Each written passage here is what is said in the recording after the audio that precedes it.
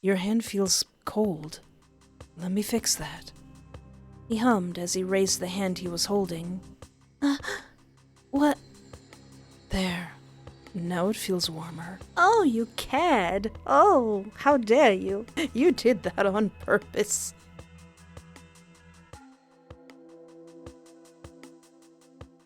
Hello and welcome to my YouTube channel. I am Espoir du Vide, and today I'm playing day 2 of The Kid at the Back. If you'd like to see my previous playthrough, there should be a link to the video in the description, as well as, hopefully, some sort of something above my head. I don't know, hopefully Editor Me remembers. But I believe in this update we may learn more about our friend, who is also a candidate of our interest. I wonder what Soul will think of that. You entered your bedroom, letting out a big yawn as you stretched your body. You turned to your laundry, slowly piling up and scratch your head. We'll probably do laundry tomorrow. But for now, you plopped yourself on the soft cushions of your bed, getting into a comfortable position and slowly dozing off as you closed your eyes, embracing sleep as the night goes. And this maiden, she lived with no other thought than to love and be loved by me, the one who loves. I was a child, she was a child, in the kingdom by the sea. Is that the poem of Annabel Lee? Day 2, The Kingdom. The sun setting by the horizon colors the grassy field into a deep golden orange, and the wind made some strands of hair brush across your face. Your ever-beloved home, the tall grass, the fresh air, the various farm animals that you and your family raised since you were but a mere child. You can't even imagine what was happening before you right now as a group of people came while they talked with your father. Your only family member left. You see the distress in your father's eyes as he tries his best to negotiate with the people before him. The desperation in his voice, the sweat running down his neck as he moves around his hand, gesturing this and that. Please, just give me more time. I promise I can pay up. This is all we have left. I don't know where else to go if we lose this farmland. You were given enough chances already, Mr. David. If you don't pay your debt, we'll take your land. Not my father's land. The loud ringing of the school bell ran across the hallway, making you jerk out of your thoughts. Students came out through their classroom doors. You feel someone shaking you awake. Oh, hi. You sat up and met face to face with Crowe. Well, good morning, Sleeping Beauty. You let out a yawn. You rubbed your eyes as you looked around. Your fellow classmates are now gone from their seats, as it is now lunchtime. What did I miss? Nothing important. Though if you're having doubts, I can lend you my notes afterwards. Thanks, Crowe. You're a lifesaver. Anything for you, Espoir. You recalled a little dream you had. You quickly shake it off as you let out a stretch, popping a few joints before you got up and went out of your classroom with Crowe in tow. You met up with your group of friends, seeing Deryl and Gio and Crowe waiting by the lockers, Brittney coming along behind him with Jess. You waved at them. Hey guys, the gang's all here. Let's cause some trouble. Good noon to y'all. Regards, Deryl. How was class? Boring and boring. So glad to be out of there. One more useless minor and I'll be out of here. Gio just shrugged, a hand in his hoodie pocket while the other on his phone. We got to at least do something in our major today, though, which I'm glad about. More papers, but it was at least something. Enough about papers. So, how about the Halloween party? Any ideas for a costume yet? Oh yeah, that. As they talked with each other, at the corner of your eye, you noticed a familiar figure. Oh hey, both of them. It was Soul. He came out of a classroom, and another person came afterwards behind him, seemingly bored out of his mind. So when I went back and did day 1, I did not go to the rooftop, so I did not meet his blue-haired friend. I wonder if that would have changed anything if I did meet him. I kind of wonder what everyone else thinks about Soul, so what happens if I call Soul over? Without much thought, you walk to where Soul is, as he almost immediately noticed you, a smile appearing on his face. His companion noticed his change in attitude and turned towards you. Hi there. You're friends with Sunny? Sunny? Sunny! As he gave Soul a pat on the back with a smile on his face, Soul was unamused as he tries his best to hide his red face behind his hands. Aw. You know, because he's such a sunshine. He's Sunny. You giggled, looking over to Soul, his bright red face covered by his hand while looking away. Like a nickname? Yes, Sunny loves the nickname I gave him. Right, Sunny? Soul didn't say anything. He just looked away and refused to meet your gaze. Oh, that's adorable. Hyugo was a bit silent. He seemed to be analyzing your face, his head tilting slightly to the side before a smile appearing on his. You sure have taste, Sunny. She's very pretty, like you said. Soul just gave him a dark look, telling him to not even try to go there. They're best friends, right? A blush escaped your cheeks at the gesture. Anyway, nice to meet you. Name's Hyugo. I'm Soul's friend. Espoir, a pleasure to meet you too. He shakes your hand with a smile on his face. Then you hear a group of footsteps behind you. Hyugo first noticed the group behind you as he raised his head to meet one of their gazes. There you are, Espoir. You just ran off like that. I got kind of worried. You with these people, Espoir? Oh, that's right. Sorry for running off like that. Soul, Hyugo, these are my friends. You turned your body to face Crowe and the others, while your gaze is still fixed on the duo. Crowe gives the two a smile and a small wave. What do you think of my friends, Soul? Please tell me that you don't want to kill any of them. Deryl came up first, extending his hand for one of the two to take. Nice to meet you. I'm Deryl, and if you haven't heard yet, I'm the ace of our school's football team. He said with a smile. Hyugo took his hand with a shake. Following up is Brittney, as she just stares with a hand on her hip, while Jess was twiddling her fingers as she stuck close to Brittney's side. Hey, how's it going? Hello? Between Brittney, Jess, and Deryl, it seemed that only Deryl is the most enthusiastic out of all of them in this newfound friendship. Oh, come on, guys. I'm Hyugo. I've heard about you, Deryl. Nice to meet you, too. Thankfully, Hyugo returned the same energy as the jock. I'm Jericho, but people call me Crowe. Nice to make your acquaintance. Come on, you two. Crowe also handed out his hand to Soul to shake.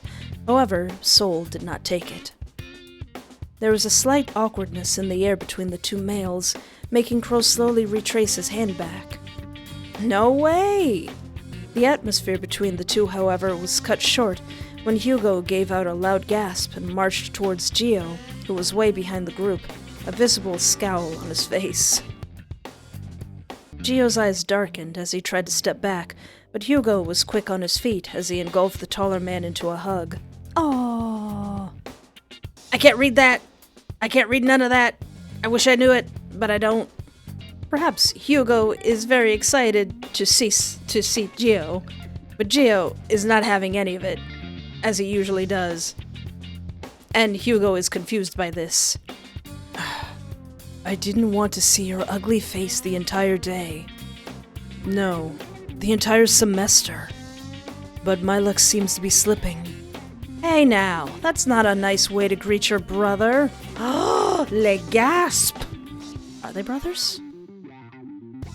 Another loud gasp was heard. This time it came from Deryl. He points at Gio quite a bit dramatically. You have a brother, Gio? Oh, great. Another one. That's big brother to you. Everyone's attention was now on the three of them. Brittney, seemingly amused by Gio's newfound dilemma. Crowe just chuckled, while Jess was surprised as well. Oh, right. Hyugo started, finally letting go of Gio, the said male cursing under his breath as he composed himself and fixed his now ruffled hair as he walked towards you. We were actually going to go up to the rooftop for lunch today. We were hoping that you'd like to come with us. Oh. He says, now standing beside Sol. Sol looks at you with anticipation. Aww. Oh no. Alright, for right now, I'll stay with the group. See what they're doing. We're all acquainted now. You give Hyugo a sad smile. I'd love to join you, Hyugo, but I'd like to stay with them for today, if that's alright. Is that alright with you, Sol? Hyugo gives you a sad smile of his own, before nodding his head, failing to notice how one of Sol's eyes twitched. Aw, that's alright, Espoir, but hit us up if you ever want to hang out, okay? You nodded, and he gave you an enthusiastic thumbs up. Before you could turn to Sol to apologize to him too, Hyugo quickly dragged him away. You noticed how his strides were slow and hesitant as Hyugo dragged him away. You shrugged before returning with Crowe and the rest of the group. The school surprisingly has a public garden, with a greenhouse just a few steps ahead. Many courses would go and plant needed flora, depending on their necessities, or sometimes the school nurse would spend her time leisuring around and embracing the fresh air. Oh, that sounds lovely. You happen to be a volunteer in taking care of the garden, along with the plants in the greenhouse, hence explaining how you got a set of keys. It just reminds you of home. Brittney went ahead and laid down a large picnic blanket under a large tree in the middle of the field. She set down her basket and started taking out some contents. Deryl and Jess followed along while Gio leaned against the bark of the tree. Let's see what we have here. Ow! Not yet. Brittney slapped Daryl's hand away from the basket before he could raid the whole thing, making him wince and pout. Calm your butt down. You'll have your turn. At this point, I'll have to charge you every time y'all hit me. Are you some sort of masochist? Deryl gave Gio a side-eye. Brittney shook her head, while Jess just giggled. It was a cute little get-together that Brittney planned last night. She wanted to make a few sandwiches, so she prepared lots of varieties. On the blanket, there were a few Tupperwares with some of the sandwiches inside, while the rest were eaten. Everyone got their fair share already. But now everyone is just minding their own business. Everyone's down on their phones. Deryl is having the time of his life with 2 sandwiches on both his hands. Brittney and Jess are talking. Gio is a bit further away from the group, leaning on the bark of a tree, seemingly lost in thought, and Crowe is nowhere to be seen. What's Jess doing? Jess usually doesn't say much. Aww. Jess was admiring a few orange leaves slowly falling from the tree. The slow descent of a leaf catches her attention, before gracefully catching it with her delicate fingers. She notices you approaching her. She dropped the leaf before giving her full attention to you. Yes, Espoir? What seems to be the problem? Oh, there's nothing. Actually, I just want to talk to you and ask a few questions. Then by all means, go ahead. I'll try my best to answer them. What do you think about Crowe? Jess's eyebrows furrowed and shakes her head. I don't think I know where Crowe is. Maybe you should ask Brittney. Maybe she knows. You thanked her. What do you think about Gio? What's that face for? Jess's shoulders started shaking at the mention of the tall and stoic individual. I hate to be one of those people, but he actually scares me. Have you seen how capable he is with his bow and arrow? No. Actually, is he really that good? I only know that he's from the archery club. Oh, then you should definitely attend the sports event next year. Gio is going to compete, and the higher classes will be there to determine if the students are worth bringing up. Another shiver went up her spine. She wrapped her arms around herself. A bad memory crosses her mind. Did he hurt you? Jess, does he need a stern talking to? But whenever that happens, Gio seems to somehow miss his target and nearly hits someone with his arrow. What the fluff? Thankfully, it only cut the guy's hair and nothing else. He got disqualified, sadly, but that was enough for me to not mess with him. How is he not in jail? You tried to rack up your brain for a reason why he's in school and not behind bars, but Jess cuts you off before you could think any further. Enough of that. What about Deryl? Deryl seems cool. At the mention of Deryl, Jess's face went bright. This is probably the first time you've seen her smile without shaking like a lost lamb. Oh, Deryl. He's an amazing friend. He keeps me safe, and I owe it up to him quite a lot. Though I do feel bad for him most of the time. Brittney and Gio tease him way too much. Jess chuckled, looking at the jock sitting under the tree before returning back to you. He's a funny guy. I remember back then when I made the mistake of giving him a bowl filled with candy last year's Halloween. He did tell me he likes sweets. Why? What's wrong with giving him candy? Well, he gets sugar rush pretty quickly and gets super hyper. Brittney tried so hard in calming him down. Can you imagine? A 6-foot-tall jockey going around like a playful puppy. I bet Brittney didn't have a fun time. Jess nodded with a closed smile at you. What do you think about Brittney? You seem pretty close. What do you think about Brittney? Aww. Upon mentioning the Gyaru's name, Brittney's head turned to the both of you. She didn't say anything, but raised a brow as she tilted her head to the side. Her senses were tingling. You called for me? Nothing, Britt. Jess quickly shooed her best friend away. Brittney shrugged before continuing on with her own business.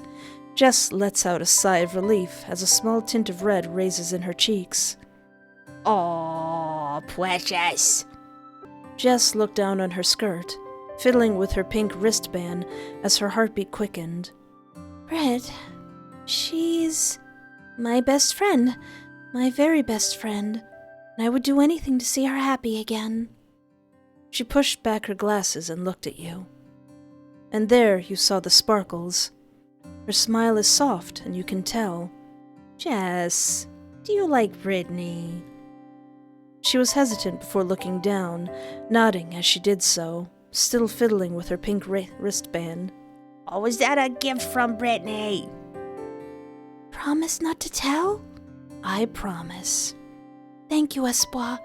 This will be just between the two of us. Besides, she gives you a big smile, I'll keep your oh-so-secret crush towards Crowe a secret, too. She giggled at your surprised look at the mention of Crowe. You rubbed the back of your head as you pouted. Aw. Jess nods as she clasps her hands. It was wonderful talking to you, Espoir. You should hang out with us more. And with that, she gives you a wave goodbye. Well, can I talk to everybody else? Britt! Hey, Britt! Brittney was minding her own business, seemingly tapping away on her phone. You were kind of shy to come any closer to her. But before you could turn and leave, however, she called out to you. She must have seen you from the corner of her eye. She's got heightened perception. Oi! Espoir, come here. Don't be a stranger now. You clearly want to talk. Let me guess, were the sandwiches great? They were amazing. She smiled at your response. I'm glad you like them, Espoir. Anyway, enough of my sandwiches. Pretty! You have something to tell me? You look entirely cool and I want to steal your fashion. Have you seen Crowe? Where'd that guy go? Crowe? I think I saw him go deeper into the gardens. Brittney said with a raise of her brows. Let me guess. You want to finally confess your undying feelings for him? What makes you think that? Wow. I'm not so sure who's denser, him or you. Whatever. If you need him, he's probably in the greenhouse. Brittney gives you a thumbs up, mouthing a good luck. As if I'm confessing, you thought with a pout. Brittney just gives you a teasing smirk. Anyway, enough of that. You have something to tell me? What do you think about Deryl? Brittney just chuckled. You mean the meathead? He's an idiot. But he's our idiot, she says with a smile, and then sighed. She shakes her head at the thought of the tall jock. He's an idiot, but he's a smart idiot, I'll give him that. He's like a brother to me. It just baffles me how he barely has any friends. How this school fails us. She shakes the idea before returning her attention back to you. What do you think about Gio? Are you scared of him as well? Brittney raised an eyebrow. Don't tell me you've got the hots for him. Nothing of the sorts. What makes you think that? I mean, he is pretty cool looking, but he's really cold. I mean, I wouldn't blame you if you do. If you can see how his locker is often filled with multiple love letters and gifts from various people, then I wouldn't be surprised. He's that popular? A loner like him? You'd be surprised. Tall, mysterious, and dangerous. Everyone just flocks to him like birds. But people are scared to even get close to him, so the next best thing they do is send him gifts. They never succeed, though. Is he somehow overwhelmed by the attention? Not really overwhelmed, more like he's uninterested. He either doesn't read the letters or tosses them, or he burns them. He burns them? That's so mean, and a waste of gifts, too. Brittney just laughed, her shoulders shaking. That's Gio for you. How do you know all of this? Brittney giggled before giving you a wink as she pressed a manicured finger to her lips as if to shush you. I know a lot of secrets. Anyway.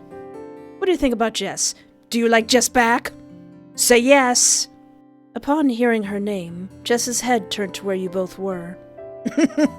Brittney dismissed her, telling her it's nothing for her to worry about before turning back to you. Jessie? She's my best friend. She smiled as she looked at the orange band on her wrist. Oh, she has an orange one. Oh. My very best friend.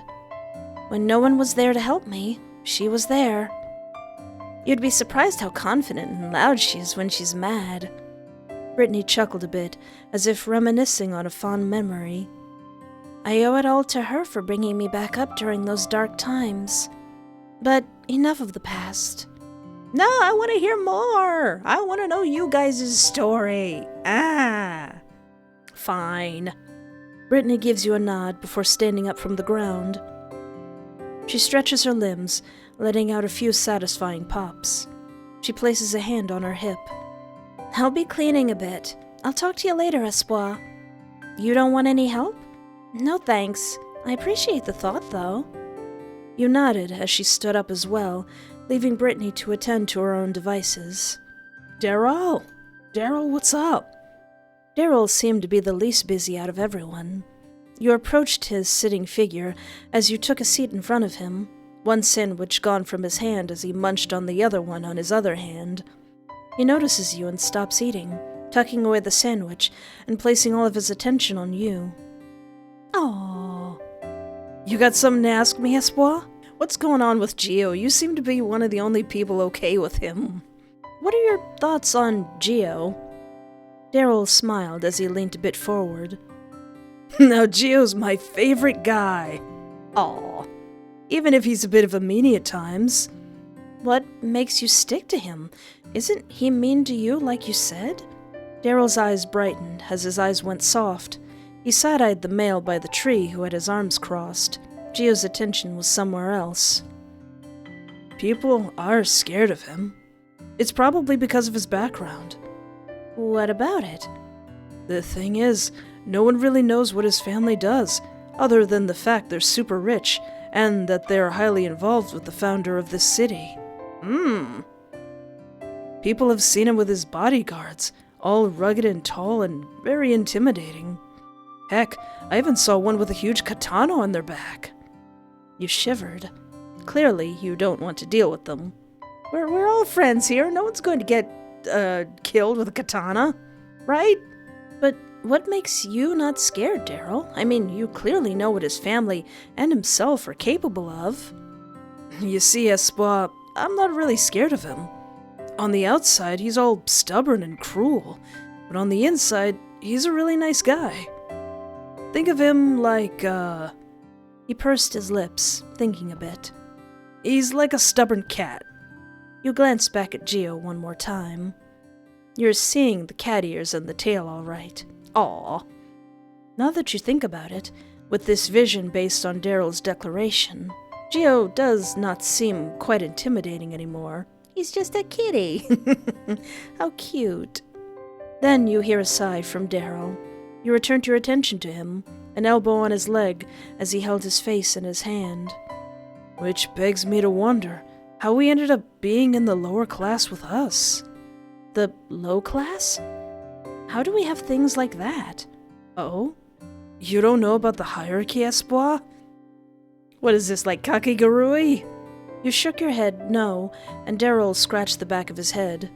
Oh, man, well, Espoir, almost everyone knows about it.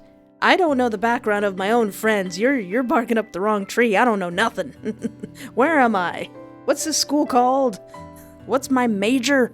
But I don't blame you, since no one really likes bringing that type of subject up. I think either Crowe or Jess would like to explain it to you. Jess, not Brittney. She gets riled up when it's mentioned.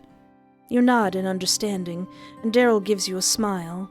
Anyway, Deryl, what do you think of Deryl? I would like to know more about you, Deryl. Deryl rubbed the back of his head, quite embarrassed you thought about him. He's a sweetheart. He's a sweet baby.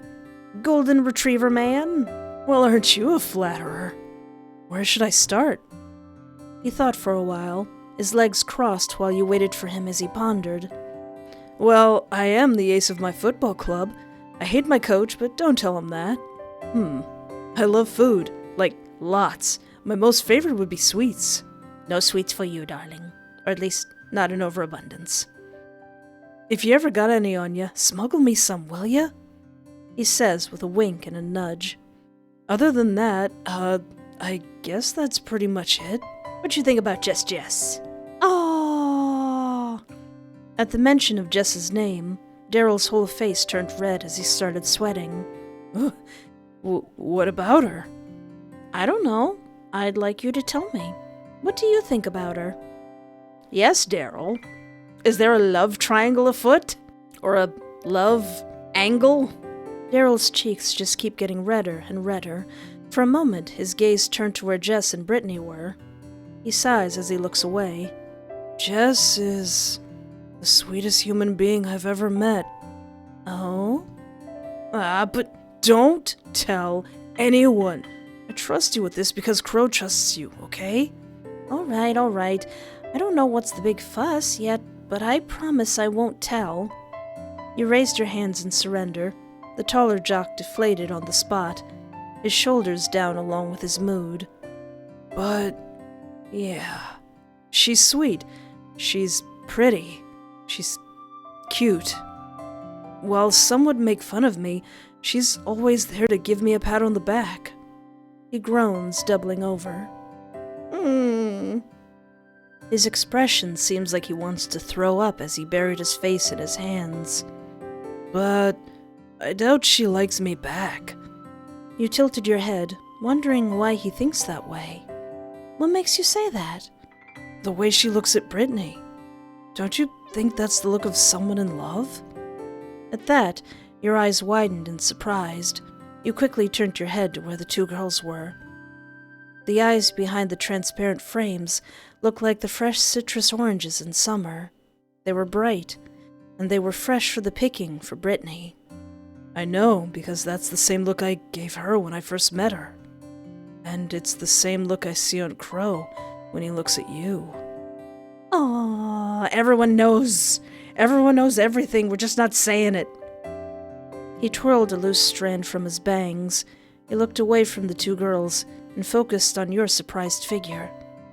I hate it, but I love seeing that look on her face. I wish it was on me, though. I'm sorry, Deryl. He chuckled a bit. It's all right. Maybe one day I'll confess just to get it off my chest. All I want is to see her happy, even if it's not with me. Anyway, enough of this sad crap, Espoir. That's a good guy. That's a good guy right there. What about Brittney? Deryl gives you a proud smile. Brittney? She's my first friend back when I was new to the football team. You'd be surprised that she used to be in the cheer squad, despite her being quite introverted. Introverted? Brittney? She was? Daryl's bright smile softened, a small, gloomy look to it.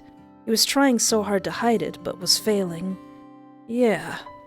She quit right after the game's big frat party 2 years ago. That party was something else since the higher classes were also a part of it. The following day, she suddenly quit. I don't know why, though. Not quite worth thinking about the past anyway. Alright, what about my buddy Crowe? What do you think about him? What do you think about Crowe? At the mention of the blue-eyed friend of his, Deryl gives you a toothy grin as he wiggles his eyebrows. You want jits on your little crushie, don't you, Espoir? Shut up! I just admire him, okay? Deryl laughed and stopped his teasing, saving you from further embarrassment. Crowe is quite the individual. All I know is that he's the son of a very successful businesswoman in the city. Though, I heard he doesn't have a great relationship with his family. What makes you say that? Deryl thought for a bit, but judging from his expression, he couldn't understand why either. I don't know either, Espoir. You should ask Crowe for that if you want to learn more. I see. Don't worry, Espoir. I'm sure he'll do anything that you ask for. He gives you a playful wink. You roll your eyes, but give him a smile nonetheless. Thank you for answering my questions, Deryl. Anytime, Espoir. You're one of us now, so open up a little. Oh, did I just meet these guys? Then I have nothing else to ask, buddy. Deryl gives you a smile before nodding. You enjoy your sandwiches, friend. Let's talk to scary old Geo. Geo, what's your deal, brother? You're quite hesitant to approach Geo at first. You always saw him as someone quite intimidating. More intimidating than Brittney. Cool. Dem earrings! Ah! It's probably the way he carries himself. His towering height isn't helping either. And it seems like you've been staring at him for too long. He stopped chewing on his sandwich as his gaze met yours. You shivered. What do you want? I have some questions. Hurry up and spit it out. You and Hyugo know each other? His eye twitched. Ooh. You think you hit a sensitive nerve. I don't, and I don't want to associate myself with him. Whatever he said back in the hallway, forget about it. Is that so? If that's all you have to say to me, then leave. Well, wait. Actually, I'm curious as to why... Why do you hang out with us? I mean, I don't mean it in a bad way. It's just that I'm curious. You don't seem the type to hang out with a bunch of weirdos like us. His piercing gaze made your voice die down. You cursed under your breath. Fluff, I think this is it for me. I get it. But you wouldn't understand. Leave me to my devices. Now. All right, Chief. Bye. He demanded, before wrapping the half-eaten sandwich he had in his hand and throwing it towards you. You caught it, nearly losing your balance. And give that to Deryl. I just lost my appetite. Geo then crossed his arms and looked up at the sky, the chilly autumn breeze passing by him, making his long hair sway along with the washi earrings. Washi earrings, that's what those are called. Those are cool. You take a look at the wrapped, half-eaten sandwich in your hand. I guess I'll never know. You sigh. Oh, is that all we're getting out of him? Can I give the sandwich to Deryl? Hey, Deryl. Jess is now situated with Deryl beside her. They seem to be in a light-hearted conversation, as you notice how she would often laugh out loud from Deryl's antics. Aw. Your eyes softened looking at them. It's best not to disturb them. Crowe, where you at? Where you at, buddy? You've pretty much talked with everyone here, and they all seem to be busying themselves. You looked around the garden before moving in deeper into the red autumn wonderland. Ooh. Ooh. I want to go to there. I love greenhouses. As you kept moving forward, you were greeted by the greenhouse. Through the transparent glass, you spot a familiar head of brown. You went inside the greenhouse and saw Crowe go through each plant and flower. analyzing each delicate leaf and petal. Noticing he's not alone, he turned to where you were and smiled.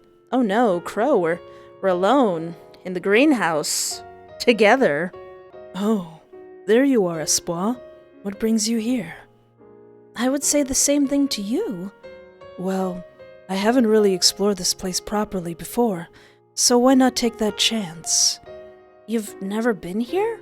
Crowe shakes his head. Never got the time to visit. Crowe chuckles. You meet his gaze, and he gives you a soft smile, his gaze lingering a bit before going around. He then found something that caught his attention. Now, this is a pretty-looking flora. What do you think it is?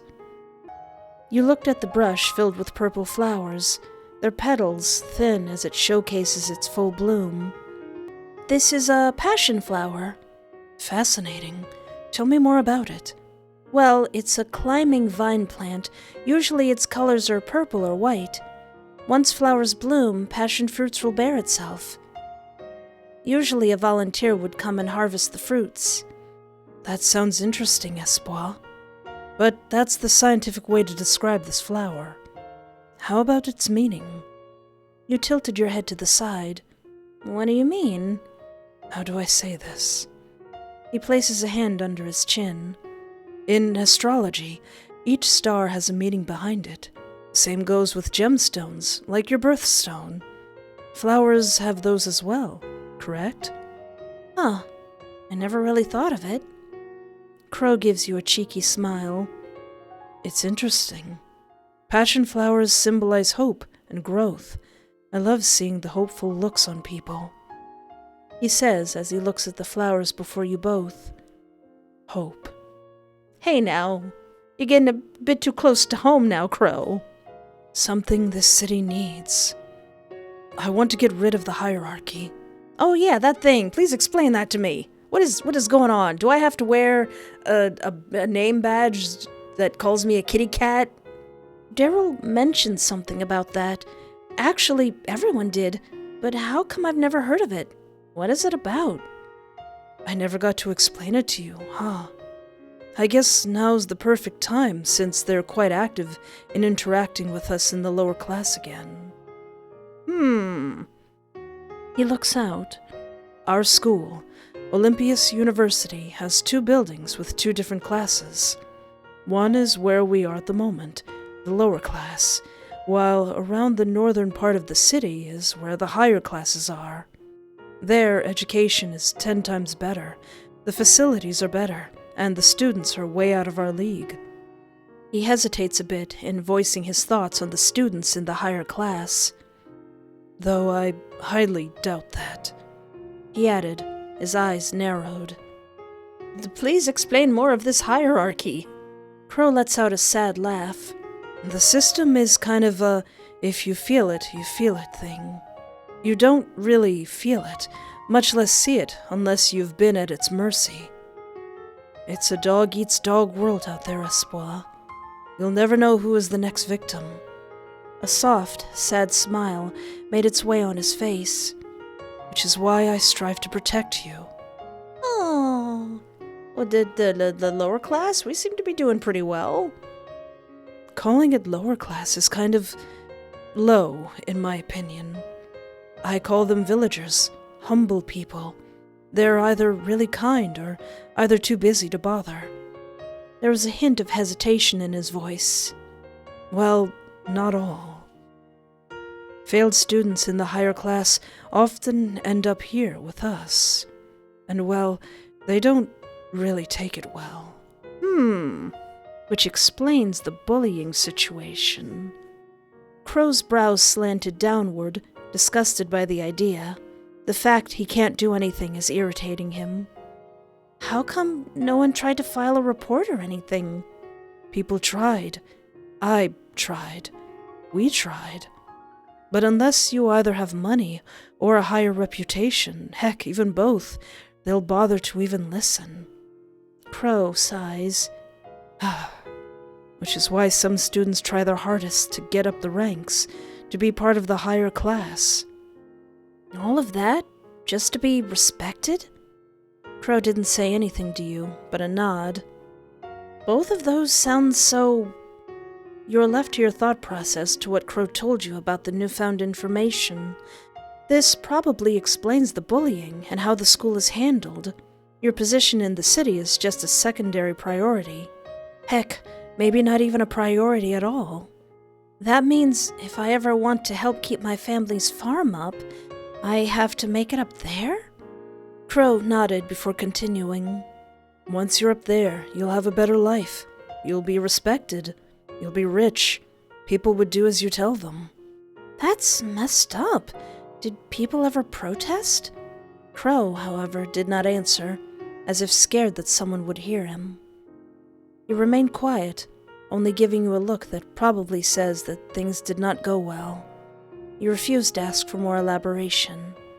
That reminds me, Espoir. Crowe starts. You never told me as to how or why you chose this university. Your family owns farms, correct? You bit your lip as you thought of home.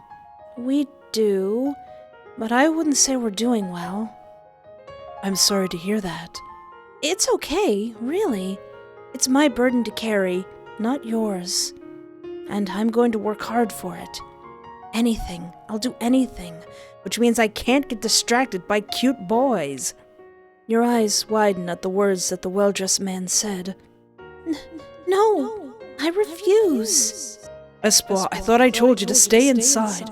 You're not taking this farm. My home. You cut your father's words off, marching towards the tall man with loud and heavy footsteps. The tall man, however, raised a brow at you, raising his hand to halt his men. His deep magenta eyes then turned to look straight into yours. It sent a chill down your spine. Well, little missy, how about this? If you manage to pay off your debt for the next 5 years, I'll let you off the hook and let you keep your land. 5 years? I can handle that. Maybe working 3 jobs would do it for you. He tutted, waving a finger in front of your face. He looks down at you, reminding you of your place. A mischievous smile appears on his handsome features. But I have some conditions you have to meet. You went silent.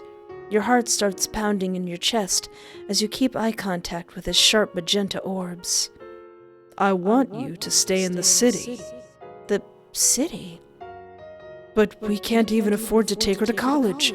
What more the city? Your father interrupted. The man's eyes moved sideways to meet his figure still fixed on you. No need to worry. She'll be under my jurisdiction, of course. I'll provide her education and a place to stay. The tall man lets out a laugh, his head thrown back as if he had just heard a very funny joke. See, I'm not that cruel. His eyes returned to you. However, in return, I want you to pay off your debt. I don't care what methods. A dark smile appeared on his face. It sent a shiver down your spine. Legal or illegal? Wait, am I here to, do some crimes? As long as you reach the amount. If not, well, you can say goodbye to your little farmland. He says that, but there is a gleam in his eye that is telling you that's not all. But he didn't elaborate any further. You bit your lip. You turned to look at your father. His eyes were clearly telling you to decline. There was something about this man that screams dangerous. But you were too desperate to not lose your home, your only home. So, what do you say, Espoir? The tall man's gaze still fixed on you, waiting for your answer. Do you accept? But you're nearing the end of the school year, and you can't afford to go back again. Not with this debt. Credits alone isn't enough to cut it. Whenever you think about it, you keep seeing the tall man's ever-sharp magenta eyes burning into you. It leaves a bad taste in your mouth and a stinging feeling in your chest. Your heart ached as you stare back into Crowe's own azure eyes. Are you all right there, Espoir? You zoned out a bit. If I get to be part of the higher class, then I can have a better chance in life, right? Crowe was surprised at your sudden enthusiasm, but nodded regardless. That's right. As you give Crowe a reassuring smile, you clench your fist. Then I'll work hard to show those higher classes that I'm worth their time. Crowe chuckles and nods. You know that he's got your back. Then Crowe raised his hand and tucked a loose strand behind your ear. You sensed him placing something soft, and you reached out to touch what felt like petals. Oh. That looks good on you. What is it? Crowe then leads you to a nearby pond. You looked and saw your reflection. On your hair is a red carnation. Oh, I didn't know carnations grew here. Crowe only chuckled, fixing the flower on your hair. Then Crowe was silent, basking in your presence. His expression then went dim, as if something's bothering him. You took notice, of course. Is something the matter, Crowe? He blinked once, twice. He averted his gaze, a bit hesitant to speak up. You grabbed his hand to reassure him that it's fine. He sighs as he speaks. Your friend. My friend? The tall one, in green. What are your thoughts on him? Oh no, don't ask me that. Soul? He's... Oh no. Oh no. So I kind of want to see more of what Crowe is, I want to lean more towards Crowe, since the last episode was more about Soul. So he's a classmate, he's a shy guy, he's cute, he's nice, he's just a classmate. Crowe's eyebrows raised. Is that so? Yeah. Besides, he's my partner for art class, so I'm basically stuck with him until the projects are done. I see. Crowe nodded. He didn't say anything afterwards, however. His gaze was far, pondering something before shaking it off of his mind. Crowe looked around for a while, basking in the various beauties of flora. What do you think carnations mean? You tilted your head, making sure the said flower doesn't fall from your head as Crowe continued with his talk. Passion flower means hope, while carnations mean... I couldn't seem to remember. What do you think it means, Espoir? You thought for a while, knowing some carnations are to be found in bouquets. Well, it has to be something romantic. They're often a perfect gift to family and loved ones. Is that so? I might have to look up what it means then. Your eyes met his, and for a moment his gaze lingered. Were his eyes always this blue? You never noticed before. Oh. The way his lashes flutter and touch his cheeks when he blinks, his plump lips are always glistening whenever sunlight hits them. His eyes went half-lidded as he leaned closer and closer, and, as if in a trance, your eyes slowly start to close.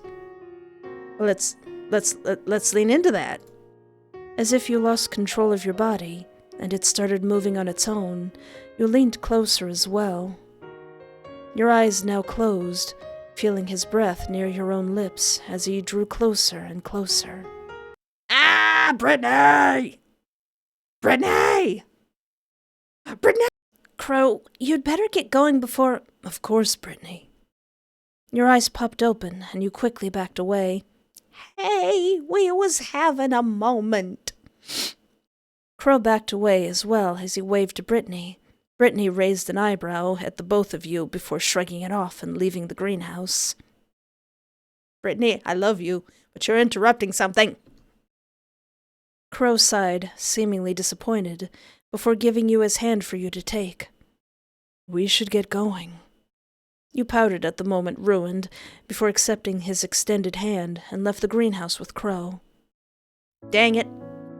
I wonder how Soul's gonna feel about all that. You and the rest of the group got back inside the campus. Everyone already went to their respective classes. I'm going to head back first. I'll see you in class, Espoir? Of course. Crowe didn't walk away just yet. He stood there for a while, contemplating something, before shaking his head and walking away, a tint of red touching the tips of his ears as he walked. "Oh, just say it already." Just by the corner of your eye, you spotted two familiar-looking individuals. It was Sol and Hyugo. Sol noticed you first and went to you, a noticeable skip in his steps. "Oh, Espoir." Hey, Sol. Hey, Hyugo. "Are you both heading to your next class?" Hyugo laughed, a hand on his chest, as if you told him a very funny joke. "Actually, I have a better idea. Let's skip class." "Skip class? My brother, this is college. We are paying for this." "We can't skip class. I mean, we could. We're adults here." "Yeah, it'll be fun. Sol here was just asking to ask you out." And then he gets punched. Sol gave Hyugo a punch on his rib, making the shorter male choke out the words he was supposed to say as he doubled over and clutched his stomach. "Let's ditch." Hyugo just gave him a glare. Sol ignored him as he anticipated your answer. Hanging out with these two sounds fun, but you remember your next class with Crowe. Maybe you can... No. I say no. Not this playthrough, my buddies. I can't skip class. It's college. We're paying for this." "I'm sorry. I couldn't bear to skip on the second day." Sol didn't say anything as his shoulders slumped, indicating his obvious disappointment. "Listen, baby, I'm sorry, but a possibly handsome, evil boss guy is dependent on how well I do at school, apparently, maybe. I don't really know." But there was something else in the dullness of his eyes. You were interrupted by Hyugo. "That's all right, Espoir, but promise you'll hang out eventually." "On a weekend, then, I'm sure." "Wait." Sol spoke, making you and Hyugo look at him. "Can I at least take you to your next class?" He asked you. There was a hint of desperation within his reddish-orange eyes. "Oh." You don't see what's the problem with it, so you agreed. "Well, I'll see you at the usual, Sol."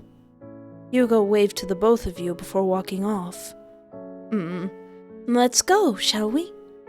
Sol nods as you walk along, Sol following beside you.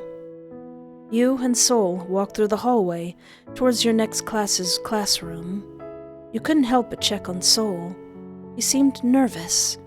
You look down and see that his hand is shaking. Aww. As much as I want to take his hand, keep walking. For now, Sol. You didn't bother with him anymore as you kept walking. His shaking hand eventually was shoved in his pocket as you both resumed your walk. You finally reached the front of your classroom door. You peeked inside through the door's window and saw Crowe on his usual seat already. You turned your attention back to Sol. Just then, your classroom's door opened and there stood Crowe. "Listen, you two. Easy." His eyes perked upon seeing you. "There you are, Espoir. Just in time for the next class, too." And just noticed Sol's presence beside you. His eyebrows perked up as he gave the tall student a soft smile. "And hello there, Sol. What brings you here?"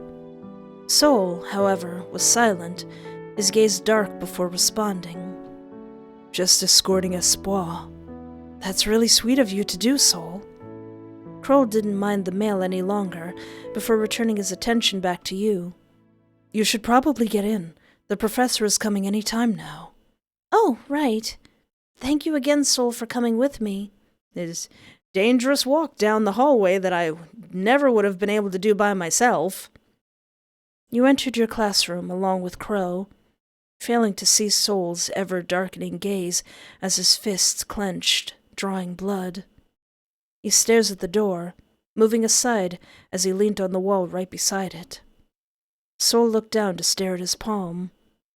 Sol cursed. "Ooh, honey." "It reopened." He raised his palm and licked the blood away. "Ichabod, it's always been you. I should have dealt with him years ago." Le what? You got to your usual seat. Crowe takes his usual seat by the window in front of your own seat, waiting for the classroom to settle down as your professor comes in. All right, class, settle down. You all better turn in this upcoming paper if you don't want to end up having no grades on your card. And that means... Your professor slams down his thin notebook, the loud slap echoing through the room. Hey, you all aren't able to graduate, much less make it to the higher class. Now, I'd like you all to think of a short story based on any type of literature. Bonus points if you can source out where you got your inspiration along with references. I'll be checking those the most. You hear a few whispers from a few of your classmates as they talk with each other. Unfortunately for them, your professor notices them as he slams his thin notebook again on the desk, making some of you jolt from your seats. Now, I can allow you all to head to the library to do your research or stay here and brainstorm. You may begin. Crowe stands up from his seat, gathering his things, then turning to you. I'm going to the library. Would you like to join me? You perked up and nodded. Crowe waits for you as you gathered your things before leaving the classroom and to the library. You just got here and then we're going to the library? Okay. The library, as of the moment, has less students, some doing research, like you and Crowe, and some just minding their own business. I'll go find us a table. The usual place, please. Of course. He says with a smile as he set his eyes on the table near the large windows, your usual spot and your favorite in this library. While Crowe went to your usual table, you, on the other hand, went near the tall bookshelves, checking each spine to see if something might catch your interest. You've been going through spines and spines of books, but nothing ever caught your eye of interest. You eventually gave up and picked up the closest book near you. It was a bit heavy. The biography of Marie Antoinette. Your eyebrows raised in curiosity. Who knew a random book would do the trick? You flipped it open, and you were met with a very well-drawn portrait of a very prestigious-looking woman. Flipping through more of the pages, your eyes landed on the drawn figure of the same woman, but her kneeled before a guillotine. Quite a spoiler, but you read through the text below the illustration. The execution. Such a gruesome end, you thought. Deciding with this book, you tucked it under your arm. May I also suggest Rose of Versailles, if you feel like dying inside. You take a look one last time around the bookshelves, maybe finding something of the same genre. You notice a peculiar book sticking out at the very edge of the bookshelf. It was a bit worn out and dirty. You're kind of wondering how it ended up there. You inched a bit closer to it. The spine didn't have anything on it besides a few worn edges. You got on your tiptoes as you reach out to grab the book. However, the moment you grab it and pull it out, the bookshelf started wobbling. You immediately stopped. Ugh. Is that like a load-bearing book? I kind of want to know what the book is. Keep prying it out. I want that book. With determination, you held onto the shelf, making sure not to make it wobble any further as you take a firm grip of the worn book. Come here, you. I got it. Whoa. The bookshelf shook a bit. You extended your arms as you tried to rebalance it. A few books fell then and there, making you wince. Hope no one heard that. Anyway, what is this that's so stuck to the darn thing? You flipped open the cover only to see a blank page. No author whatsoever save for the paper, the edges of it a bit yellow from age. The dust isn't helping either. You flipped a few more pages, and there you finally get to see some printed words on it. The various torture devices and executions of the medieval times. How the fluff did this end up here in the school library? Then again, I might be able to get some material out of this. You shrugged, closing the book. You tucked it under your arm and left the area, going to where Crowe was. Hey, I found this weird, mysterious book that's probably going to transport us to another world if we read it or something. Oh, there you are, Espoir. Have you found anything useful for your paper? Took a while. Nothing caught my eye from the books, but this one... You raised the large book and showed it to Crowe. The Queen herself? That's pretty interesting. What kind of paper are you going to make out of it? I was thinking maybe about how a tyrant royal turned good, but was punished regardless for her actions. How does that sound? Crowe was silent for a few seconds, making you tilt your head. Maybe he didn't hear you correctly. You okay, Crowe? That actually sounds nice, Espoir. Can I ask what's the inspiration? Oh, well, I couldn't stop thinking about our conversation back in the greenhouse, so maybe I could base off some things here? Is that so? That's very smart thinking of you, Espoir. Why, thank you, you said with a bow, making Crowe chuckle at your actions, before you both settled down on the chairs from your table. That sounds like a good project, actually. You skimmed through the book, taking a few notes then and there for important bits you could use. At the corner of your eye, you noticed how Crowe's eyebrows tend to furrow as he goes through his books. His leg is shaking underneath the table. His figure leaned a bit forward as he rubs his temples. You notice how he keeps tapping the tip of his pen on his paper, but not writing anything. He seems restless about something. What's up? What's up, buddy? Crowe? Upon hearing your voice, Crowe's legs stopped shaking before facing you, forcing his expression to soften, but the sweat drop from his temples says otherwise. Aw, are you having trouble? Are you struggling, buddy? He's trying so hard to keep a calm face. Yes, Espoir? Is something the matter? Are you all right? You barely wrote anything, and you seem nervous. Is something bothering you? Crowe gave you a soft yet sad smile. Yes, I'm fine. Crowe paused, his eyes averted from yours, refusing to look at them directly. His silence is deafening. It's making your heart race from nervousness. Do you think the Queen was a good person, Espoir? Huh? His sudden question caught you by surprise. My thoughts on Marie Antoinette? I read a few textbooks and documentaries. Each have different views about her, both negative and positive. But I'd like to hear from you, since this is your source of reference. His sudden interest about your paper confused you. Does it have something to do about the Queen herself, or the situation? Either way, you thought about his question. Well, in my opinion, having watched The Rose of Versailles, I think she was good but misguided. I mean, through most of it, she was a tiny little kid. She was kind of thrusted into a position that she knew nothing about, and shipped off to a country that she kinda didn't like, had to bow to people that she didn't respect. She was just there to have a good time. She didn't understand the responsibility, and when she started to understand it, nothing really worked out. And then she was conned with the whole necklace thing. 20 minutes later. She just wanted to raise her kids and let everything be good, but she can't do that, so I personally have nothing against Marie Antoinette. She's just a little out of touch, but it could have been way worse, and I think she was okay. But that's my stance on it. You can tell me your stance in the comments. I would love to hear it, but that's my stance on that. I'm a Marie Antoinette defender.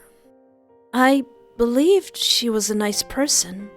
What makes you say that? She did try her best to be charitable, and she was humble. People just misjudged her. If you think about it, she was just a child when she was made queen. Wouldn't you be overwhelmed by the sudden responsibility placed upon you? And her husband that she was forced to marry wasn't really interested in her at all. She was like wanting his attention. He's like, no, I'd rather play with my locks and my horses. And she's like, attention from husband, please. So she's got that stressing her out. You're very much right about that. Thank you for your input, Espoir. For a moment, you saw a glint in Crowe's eyes, a sign of relief. Relief from what? Cause didn't it say his mom is like a powerful person or something? Regardless, it seemed to calm him down as he started writing on his paper, going word after word. Well, at least you inspired him a bit. You smiled. You stretched out your arms, letting out a sigh of relief, looking at your paper that you've made as you skin through it one last time. You were too caught up with your conversation with Crowe, you nearly forgot about the worn book you brought along with. You picked it up and started flipping through the first pages. Torture devices, execution devices. Why the fluff are you reading this again? Yeah, friend.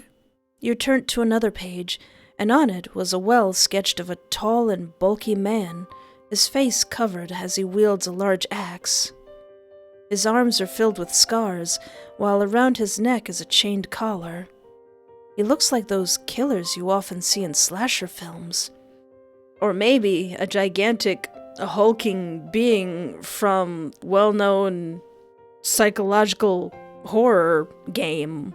Underneath the illustration, it reads, Executioner. Some executioners were feared by the public, while the rest respected them, but mostly people shunned them for their field of work. The old times sure were brutal. You mutter under your breath as you closed the book and stacked it on top of the other books you and Crowe brought. You handed out your paper to Crowe as he gladly accepts it and stacks it along with his own paper. Shall we get back? You nod after you finish stacking the books you borrowed for the librarian or her assistants to get. I can't wait for the day to end. Same here. Crowe chuckles as you and him left the library. The day eventually came to an end. Few rays of the sunset light shine through the hallways as you and Crowe walk through the hallway. Do you have anything else to do today, Espoir? Well, I have to do some quick grocery shopping before I go home. Ah, well, in that case, would you mind me accompanying you? Really? It's fine if you don't, if you have other things to do. Like look for Brittney and the others? Not really. Besides, Deryl has after-class practice. Same with Gio. What does Gio do after class? As for Brittney and Jess, they're catching up on their business proposal. But don't you also need to catch up? I can do them tomorrow. I'd like to spend more time with you today, Espoir. Your voice got caught in your throat. You can feel how your face heated up. Stupid Crowe. Stupid feelings. All right then. Crowe lets out a small cheer. You just giggled as you both went out of the campus. You shared a few conversations with Crowe along the way as he helped you with your little shopping, in which he bought a few things as well for himself during the trip back to your apartment. Before you knew it, you were faced with the front door of your apartment. You frown. Well, this is my stop. Thank you for coming along with me, Crowe. You turned to face him with a smile, but it disappeared upon meeting his blue eyes and the darkness of the night shone by the window behind him. Crowe takes notice of your gloomy expression and gives your head a pat as he brushed through your locks. Then it went to your cheek, causing you to look up at him. Why the long face, Espoir? Well, we rarely get to spend time together like the old days. Today just reminded me of it. I sound so selfish. Forget it. You nervously laugh, averting your gaze away from him. Crowe was quiet for a while, seemingly to think hard on your words before another smile broke through his face, his hand on your head coming to rest on your cheek. No, I agree. I'd love to spend an entire day with you. Even a month if you'd like. Just come to me and I'll put everything aside for you. You stared at him in awe. You could barely believe what he just said. Is that basically a marriage proposal? Do you really mean that? I do. We can start by letting me walk you home after classes with you, if you'd like. Don't hesitate to ask me, okay? I'll see you tomorrow, Espoir. Good night. Crowe waved a small wave at you. You returned it with your own slow one, still awe-stricken at his little proposal. And with that, he's out. You pressed your palm to where your heart was, feeling the rapid beating of the organ. You entered your apartment, the lights dim as you groaned, searching for the light switch. Much better. You nod in approval before heading to your kitchen. You set your groceries on your kitchen counter and started taking out its contents and arranging it in your cupboards and your fridge. Lifting your school bag back up, you went on to your room. You placed your school bag near your desk as you take your seat, skimming through the notes you've taken for the day as you wrote down needed notes. You clicked your tongue as you tapped your blank notebook with the tip of your pen, going on with your silent staring contest with the blank paper before you. You let out a groan. Deciding to do work later, you closed your notebook and stood up. You turned to your window, noticing it being slightly ajar. What? That's weird. I thought I closed this. You went near it to close it shut, but was met with a now broken lock. You cursed. Oh no! I thought I already replaced this 2 days ago. Maybe I shouldn't buy my locks online. You let out a groan as you left it alone and went out of your room and into your living room. Your TV blared as you munched on some leftovers you got from the fridge, a movie currently playing as you kept your eyes on the protagonist. If you recall correctly, it's one of those films Jess keeps talking about, starring her favorite lead actor. You kind of get what she was gushing about. The lead does look attractive. Blonde, wavy hair with sharp eyes as pink as fuchsia. And you still can't remember the actor's name. You took out your phone as you start to search up the name of the actor, when it suddenly changed, and instead of the blonde actor on the screen, a report comes instead with banner below. Another missing person case? The police are going through under investigation as of this moment for these missing people. So far, they don't have any leads, and they are just doing their best to search for them. For now, we advise everyone to come home early or be accompanied with another person. Now, on to our next report. Is that why Crowe was feeling uneasy? Maybe I should ask him to come home with me for the next day, too. But the thing is, Crowe lives the opposite direction from where your apartment is. To think he'd go through lengths to protect you. Oh, you'll thank him tomorrow. For now, you turned off your TV. You let out a yawn as you made your way to your kitchen. You opened your fridge, feeling the cold air hitting your face as you rummaged through. Taking out a pitcher of orange juice, you take a glass from your cupboards as you pour the juice to the last drop, taking a sip from it. You check the clock on the wall. 9:30 p.m. That late already? You checked your front door and windows, seeing everything locked before grabbing your glass and finishing the last drops of the orange juice before heading back to your bedroom. Now dressed in your nightwear, you let out one last stretch, a yawn escaping from your mouth. Getting into your bedsheets, you laid in comfort. Today was a lot, you thought. Another yawn escaped your lips. You must be really tired, you thought, your eyes going half-lidded. And eventually, sleep took over. The moon was high up in the sky. The night is quiet, save for a few late-night cars, but that's not enough to wake the sleeping residents.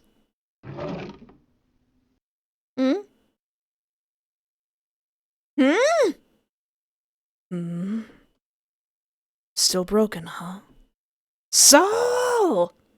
You should be careful, pumpkin. Clad in all black with a mask of the same color adorning his face, he slowly makes his way next to the sleeping figure. His reddish eyes bright, filled with adoring love. He reached out and stroked a finger against his beloved's cheek. Look at my sleepy sweetheart. Makes me wonder who supplies Hyugo with sleeping pills. What? He lets out a low chuckle as he leaned closer to Espoir. Pulling his mask down, he leans forward, checking her face before continuing.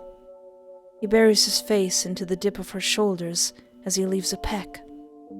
He takes a deep inhale. He shakes as if he took a whiff of a dangerous and addictive drug. His eyes bright as he examines every feature of his soulmate's face as he gives Espoir's cheek a kiss. Soul! You smell so good. Pardon me. He lifted her arm and watched as it flopped down, deep in sleep, like Sleeping Beauty. He nibbles her neck, earning him a soft whimper from the sleeping individual. He just chuckled. Quite ticklish, aren't you? And he kept going. He kissed and lapped on the same spot to the point a mark started to form. I miss you. I miss you. I miss you. I was hoping I would spend the entire day with you. He then lets out a growl. Instead, you went with that slug. Hey now. He lets out a breath as he relaxes his grip. But not to worry. I'll make up for our lost time. When you're awake, of course. Tucking a loose strand away from Espoir's face, he gives her a kiss on the forehead, before landing another one on the corner of Espoir's lips.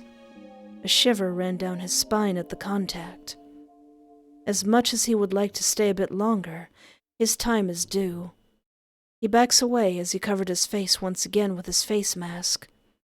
He walked towards the ajar window, turning back one last time. Sorry about your window, Pumpkin. I'll make it up to you someday. He carefully opens the window again, and with that, he's gone. Saul! How dare you! Okay, so we spent the day with Crowe, so let's see what happens if we go full Soul. Just Soul is my best friend. Let's go there. Let's join Soul. Soul, what's up? And Hyugo. Oh, Crowe, is it okay if I leave? I have somewhere to be at. Is that so? There was a slight disappointment in his voice, but he lets you continue on. Yeah, sorry I couldn't hang out. Nonsense. I'll see you after lunch instead, then, Espoir. If ever you're interested, of course. Of course. That depends. If I have the choice, it's going to be spent with Soul. You give Crowe one last smile before going over to where Soul is. You walk towards the two individuals. They seem to be in a deep conversation. However, Soul notices your presence and stopped talking, his attention now on you. His companion noticed the change in Soul's demeanor and followed his gaze as it landed on you. The shorter male greeted you with a smile. Hey there, you're friends with Sunny? Sunny? Sunny! He gave Soul a pat on the back with a smile on his face. Soul was unamused as he tries his best to hide his red face behind his hands. Aww. So, anyway, what are you up to, Espoir? Oh, I just saw you both and I wanted to greet you. Anyway, we're planning to go to the rooftop today and eat lunch there. The weather's doing better, unlike yesterday. Oh yeah, it was raining. You want to tag along with us, Espoir? You guys aren't a fan of the cafeteria? Upon mentioning the cafeteria, Soul shivered as Hyugo only gave a small chuckle. Sunny isn't a huge fan of the noise there. I heard there was a food fight that happened yesterday. Oh yeah, right? Though I'm not gonna lie, a food fight sounds fun. What are you, high school? At least have fun a little bit, Sunny. Anyway, enough talking. Let's get going, shall we? Sure. Yeah. Hyugo walked to his usual spot and got himself seated on a bench that you somehow never saw before. Soul followed, a large wrapped box in his hands that caught your interest. Sit beside Soul. Soul noticed you from the corner of his eye, the edges of his lips going upward. You pointed to the box nestled in Soul's hands. Is that your lunch, Soul? You could say that. As Soul unwrapped the cloth, it showed you 3 bento boxes. He takes out the first bento box on top before giving the other one to Hyugo. Hyugo happily accepted the box, uttering a small thank you to Soul before taking out his chopsticks. Hyugo opens the container and lets out an odd sound. His eyes sparkling, drool slowly drops down the corner of his lips. You actually listened, and... Did you cut these tiny sausages into octopuses? Did he do the thing? Aw, Soul. Keep your voice down. It's ringing in my ear. Wait, I need to get a picture of it. Aww. So what's their relationship? Is Hyugo called Gio his brother, so what are they? Hyugo gently placed the bento on his lap before rummaging for his phone. He flipped it horizontally and opened his phone's camera. A small click of the camera's sound was heard before he placed it down. Hyugo took the container back into his hands, but not before turning to you and showing you what he keeps gushing about. Oh my. Oh, is it a little moth? Ah! Isn't it adorable, Espoir? There, you see, are various ranges of food, with rice shaped to match a moth, seaweed to design the face, along with using a cabbage leaf to form its wings. Oh! Right below the moth are mini sausages shaped like octopuses. Octopi. Octopuses? Wonderfully cut carrots were made to look like stars and squeezed inside stuffed shiitake mushrooms. Ooh! The egg roll sushi and broccoli with melted cheese as a dip looked delicious. So you marry me and cook and clean for me for the rest of our lives? I almost feel too bad to eat it. I'm gonna take a wild guess and think that says itadakimasu. Without wasting another second, Hyugo started digging in. Did you make this by yourself, Soul? You could say that. Soul answered, opening his own container. Within it was just a regular ham and cheese sandwich. He took out one piece, but before he could take a bite, he turned to you. Have you eaten, Espoir? No, I haven't, actually. Soul's eyes went wide, and Hyugo gave you a look. Before you knew it, Soul took out another box, the last bento box, before giving it to you. Oh, why, Soul, I didn't plan on you doing that. You can have this. It's an extra. Why do you have an extra? I didn't like how this looked, so I figured I can let Hyugo finish it. It's a waste of ingredients. You don't have to, Soul, really. No, I insist. Oh, for fluff's sake, just eat the same box. Hyugo clearly had enough of the back-and-forth banter suggested before continuing on his box. Soul hesitated at first. He eventually took out a spoon and fork and handed out one for you. Tease him? What would teasing him do? You declined his offer of the utensils, making him raise a brow in confusion. You don't want the spoon? Or do you prefer chopsticks? Nothing of the sort. Then what is it? I want you to feed me. That nearly took Soul out. Hyugo's like, are you two really doing this right in front of my bento box? Hyugo gave you a side eye, a judgmental look on his face as he stopped eating. What? I thought you were trying to hook us up, Hyugo. He scooted a bit away from the two of you before returning to his meal. Soul, however, was nervous for a bit, his eyes still transfixed on yours. Still couldn't believe that's what he just heard. Are you just going to keep staring at her or what? Shut up! I'll feed her. Soul gripped the spoon on his hand, taking a few pieces from the bento box before turning to you.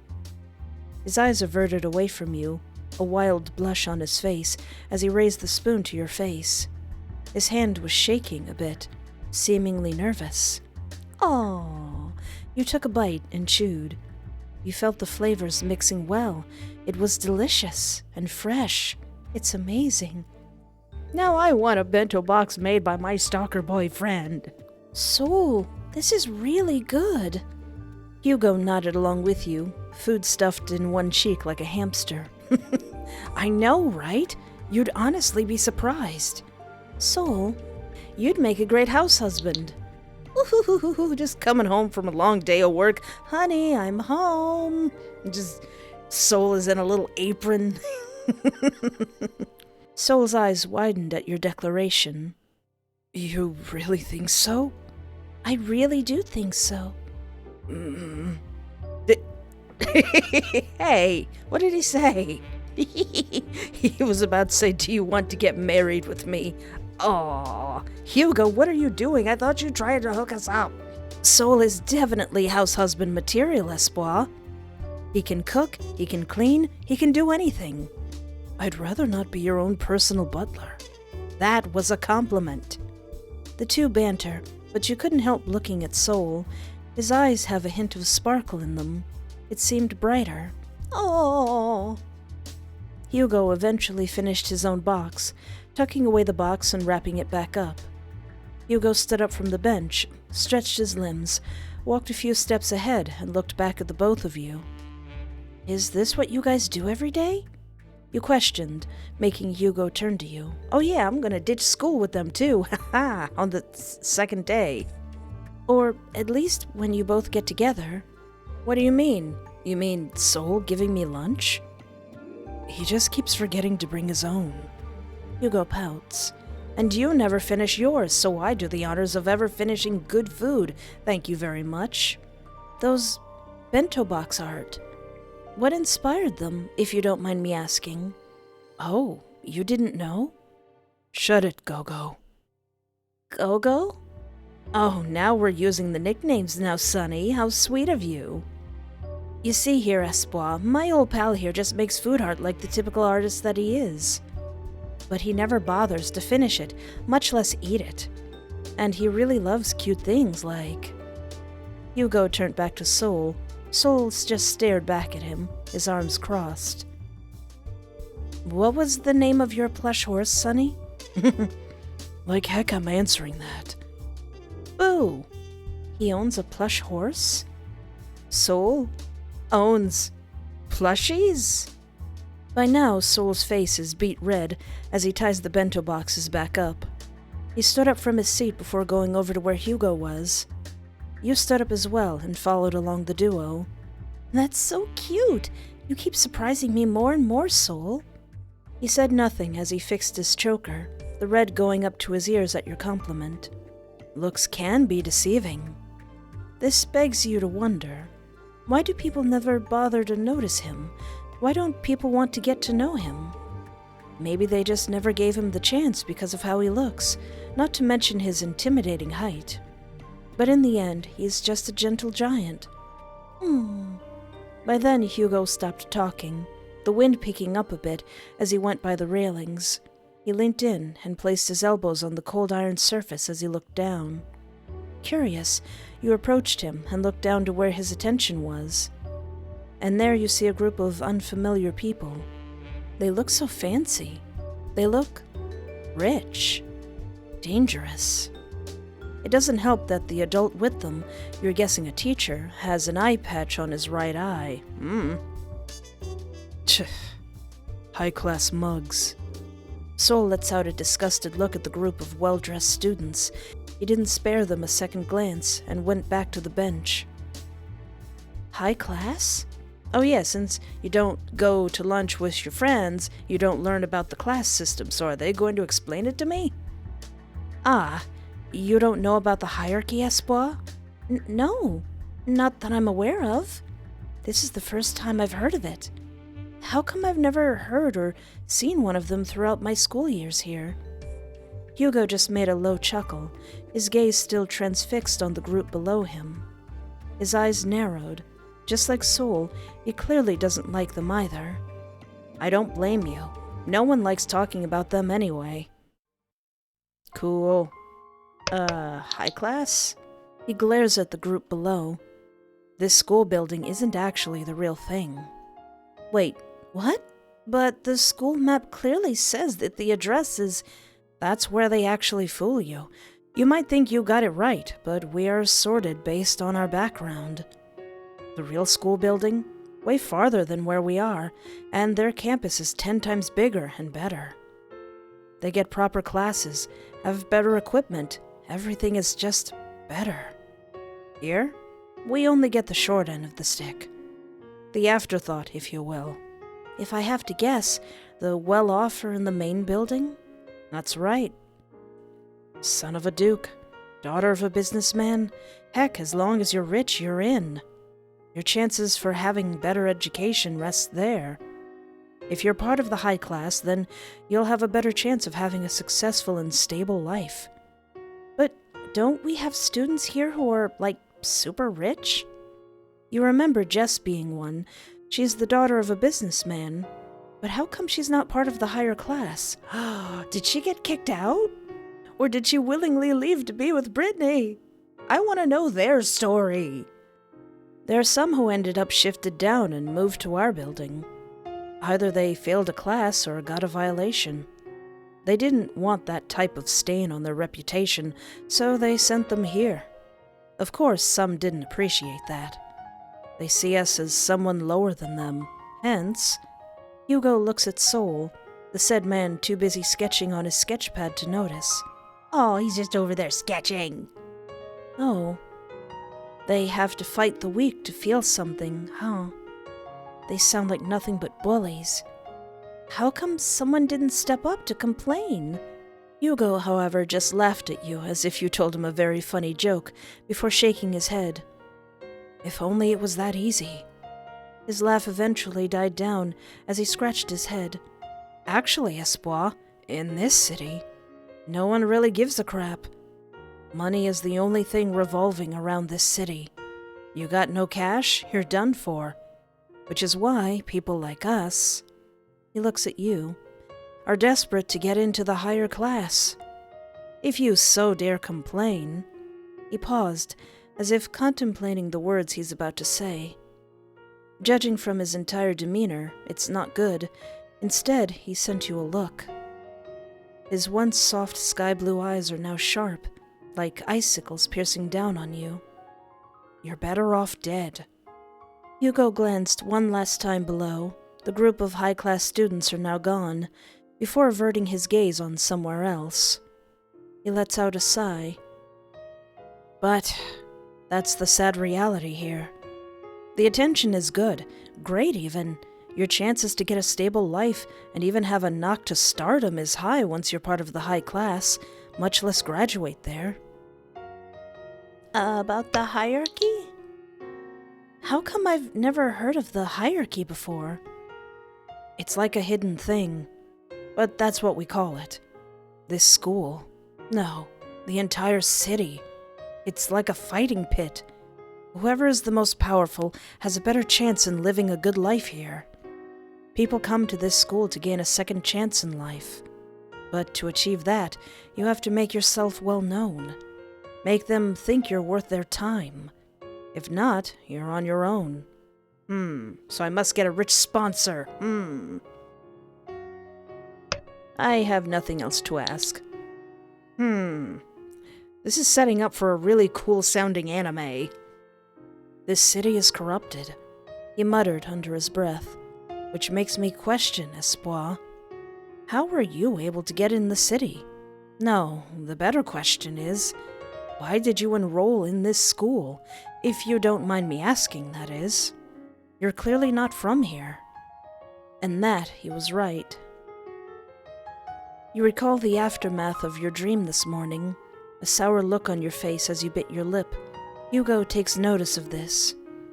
He paused for a bit, trying to read your gloomy expression. Let me guess, it's something you can't avoid? I honestly don't know. My father never really disclosed as to why we were in debt. But I was so desperate to not lose my only home.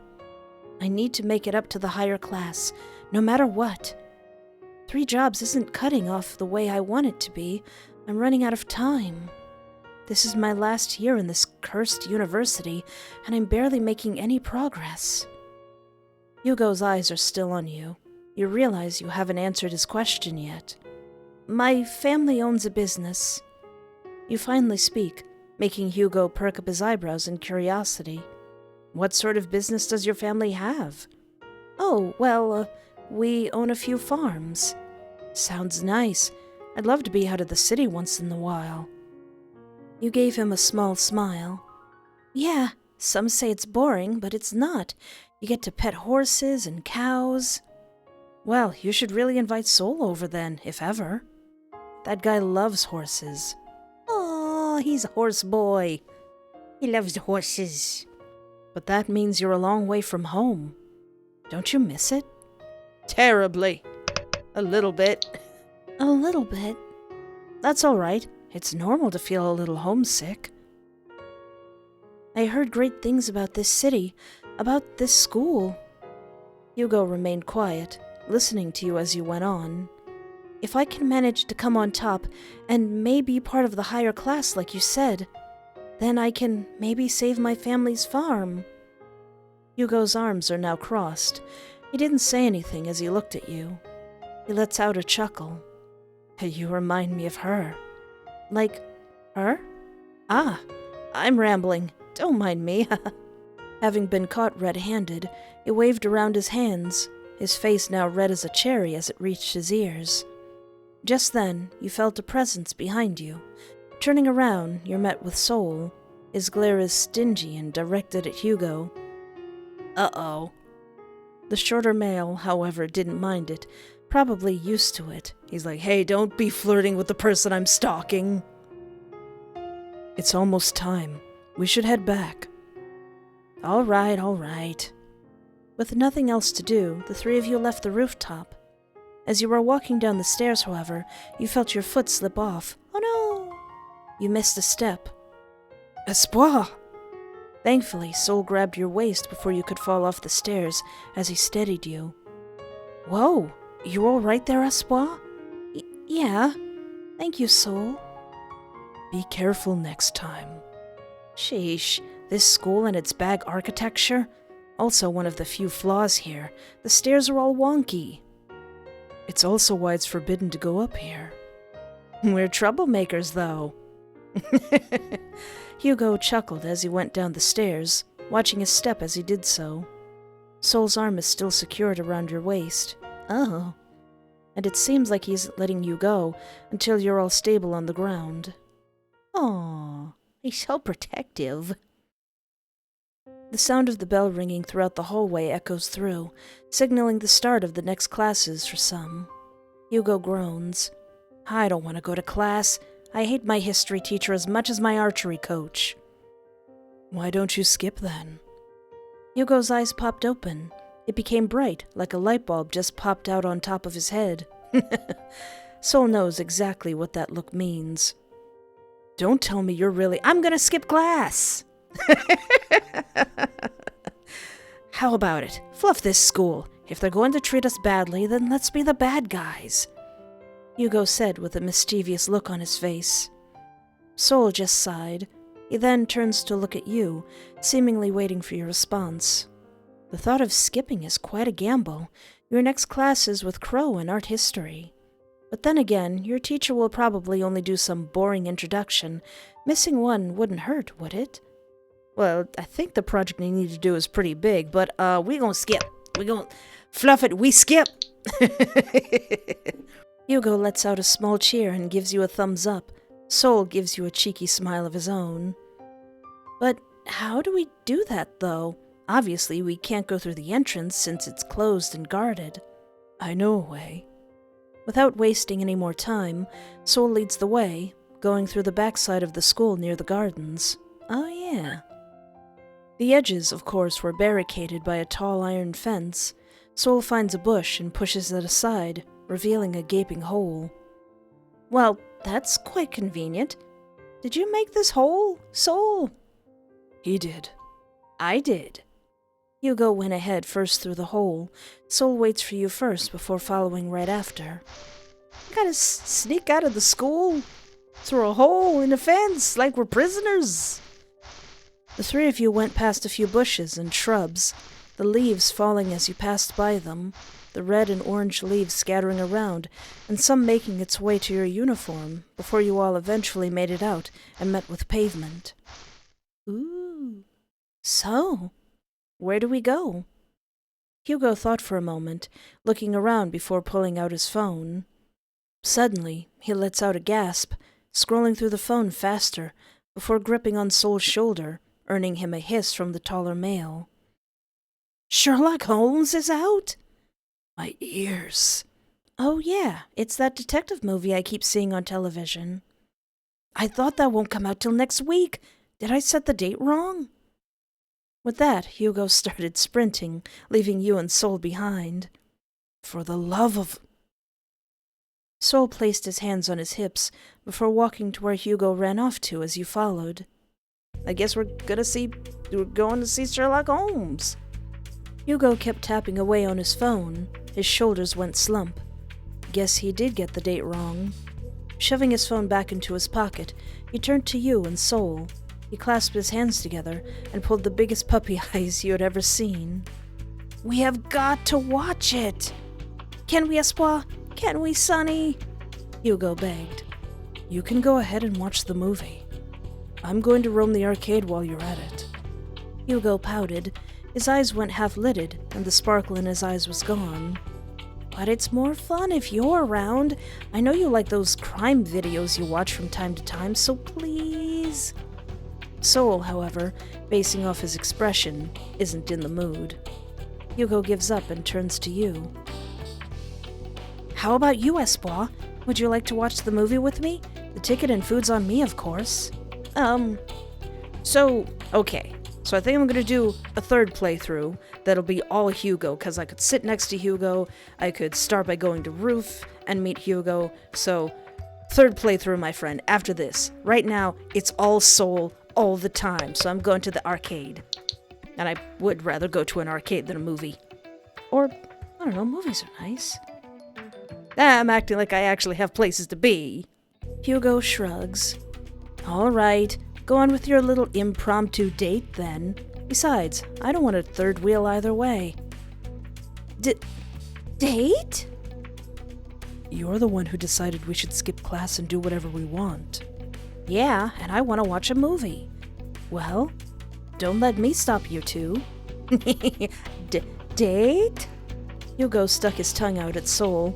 The said male only rolled his eyes. Well, I'll be heading in now. I'll just give you guys a call on where to meet. Sure. You and Hyugo parted ways.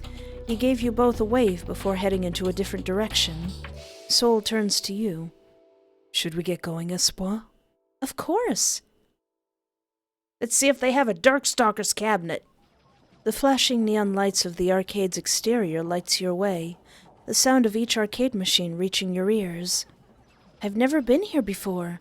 Is this place new? Not really. It's just hidden within the city. I see. Do you get out a lot, Soul? You seem to know places. I know places because I get my butt dragged around by Hyugo. Is that so? You laughed.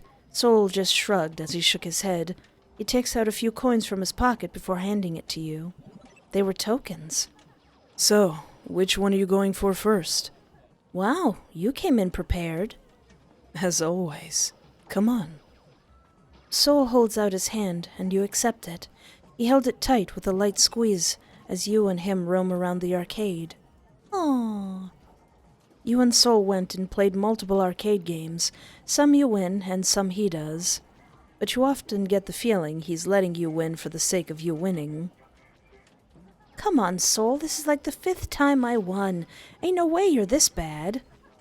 Maybe you're just that good, Espoir. You flatter me. Just as when you're about to insert another coin, however, you realized you've run out of tokens. Soul takes notice of this, of course, and gave out some of his to you. Aww. I'll go to the counter and grab a few more tokens. You don't mind staying here for a bit, right? Oh, how much should I pay you for the tokens? It's on me, so don't worry about it. Wait here. Got it. Wait here and don't get kidnapped by someone else. Giving you one last look, he hurriedly went to the counter. You looked around the area. The dinging sounds from various machines fill the arcade. From the corner of your eye, you spot a claw machine. Maybe playing a few games wouldn't hurt?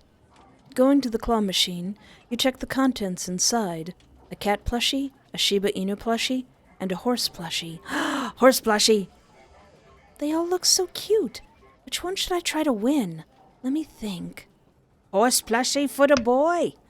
Horse plushie! Even though I would probably go for the cat plushie, but horse plushie. You remember how Soul likes horses. Maybe you can try to win one for him. These are his tokens, after all. You took out some of the tokens Soul gave to you and inserted one into the coin slot. The machine whirs to life as you take the joystick in your left hand while hovering the red button on your right. You were focused, eyeing the claw and its position, trying to align it with the horse plush. I don't trust claw machines. The claw takes a hold of the plush. Your eyes widen as you cross your fingers, hoping it catches it. But you are interrupted with a sudden smack on your butt. My booty! You jerked and turned around. Who dares? What the fluff? Tall young man. Well, what do we have here? Well, looks like someone is going to lose that hand, buddy. You turned around and met with a tall figure, a cocky smirk on his face. He looks well off, like those typical spoiled rich kids you see in movies, his hair a bit tousled, with two men you assume are his bodyguards beside him.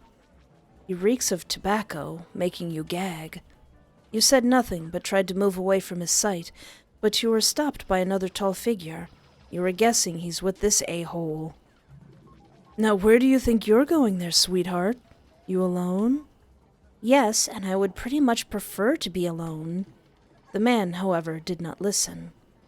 Why don't you come with me, and I'll show you how these games are played? Is it that you reach in the back and grab the plush you want because these things are rigged? I don't trust 'em. He raised a hand to reach your shoulders. Before he could touch you, however, you kicked him between his legs. Yeah! He doubled over and clenched his lower region, a groan escaping his lips. His goons were taken aback and rushed to help him. Now's my chance. Did I get my horse plush, eh? Don't let her get away! Multiple heavy footsteps were coming after you as you ran. You turned to every corner you could, trying to make them lose you. But 3 against 1 is not a good matchup. Soul! Soul, help! Anyone, please, someone help me! You pleaded, but the multiple sound effects and music from each machine within the arcade drowned out your pleas. You cursed under your breath as you focused on running. All you could think about at the moment was to get out. You managed to get out of the arcade, but you could still clearly hear the man and his goons on your trail. Where is Soul? Did he not hear me screaming? Come on, dude. You climbed through my window. You can't hear me when I'm calling for help. You looked around, and you found a few toilet stalls. You rushed towards it and got in a stall, hurriedly opening and locking it as soon as you got in. That's a good idea. Of course you're trapped, but that's a good idea. The place stinks, but you didn't give it another thought as the beating of your heart rang through your ears, tears filling up in the corner of your eyes. You hear footsteps. Find her! The man's voice echoed. You tried to think of something, and you thought of calling Soul. You quickly took out your phone. No signal? What the heck? Are you for real right now? You can hear how aggressive they tore open each stall. They creep closer and closer to where you are. Anyone, please. Here you are. Oh no, please, don't make me hurt you. You've been a very bad girl, but don't worry, you can make it up to me by doing me a favor. Fluff you, and your favors. Tch, I've been kind to you, but it seems you want to do it the hard way. He forcefully grabbed the edge of your uniform. Your eyes went wide as your fingers went cold. You quickly grab hold of his wrist as you try to push him away. He's too strong. Start biting. He forcefully lifts up your uniform, revealing your stomach to him. No! Don't raspberry my tummy! You're going to give me a good time, little missy. Boys, hold her down. You better not. No! Fluff off! Let me go! The tears that were hanging by finally fell down your cheeks as you tried to stop him from going any further. The 2 large men with him held you down as you tried to struggle, but to no avail. Your vision is slowly being blinded by the hot tears that were filling up.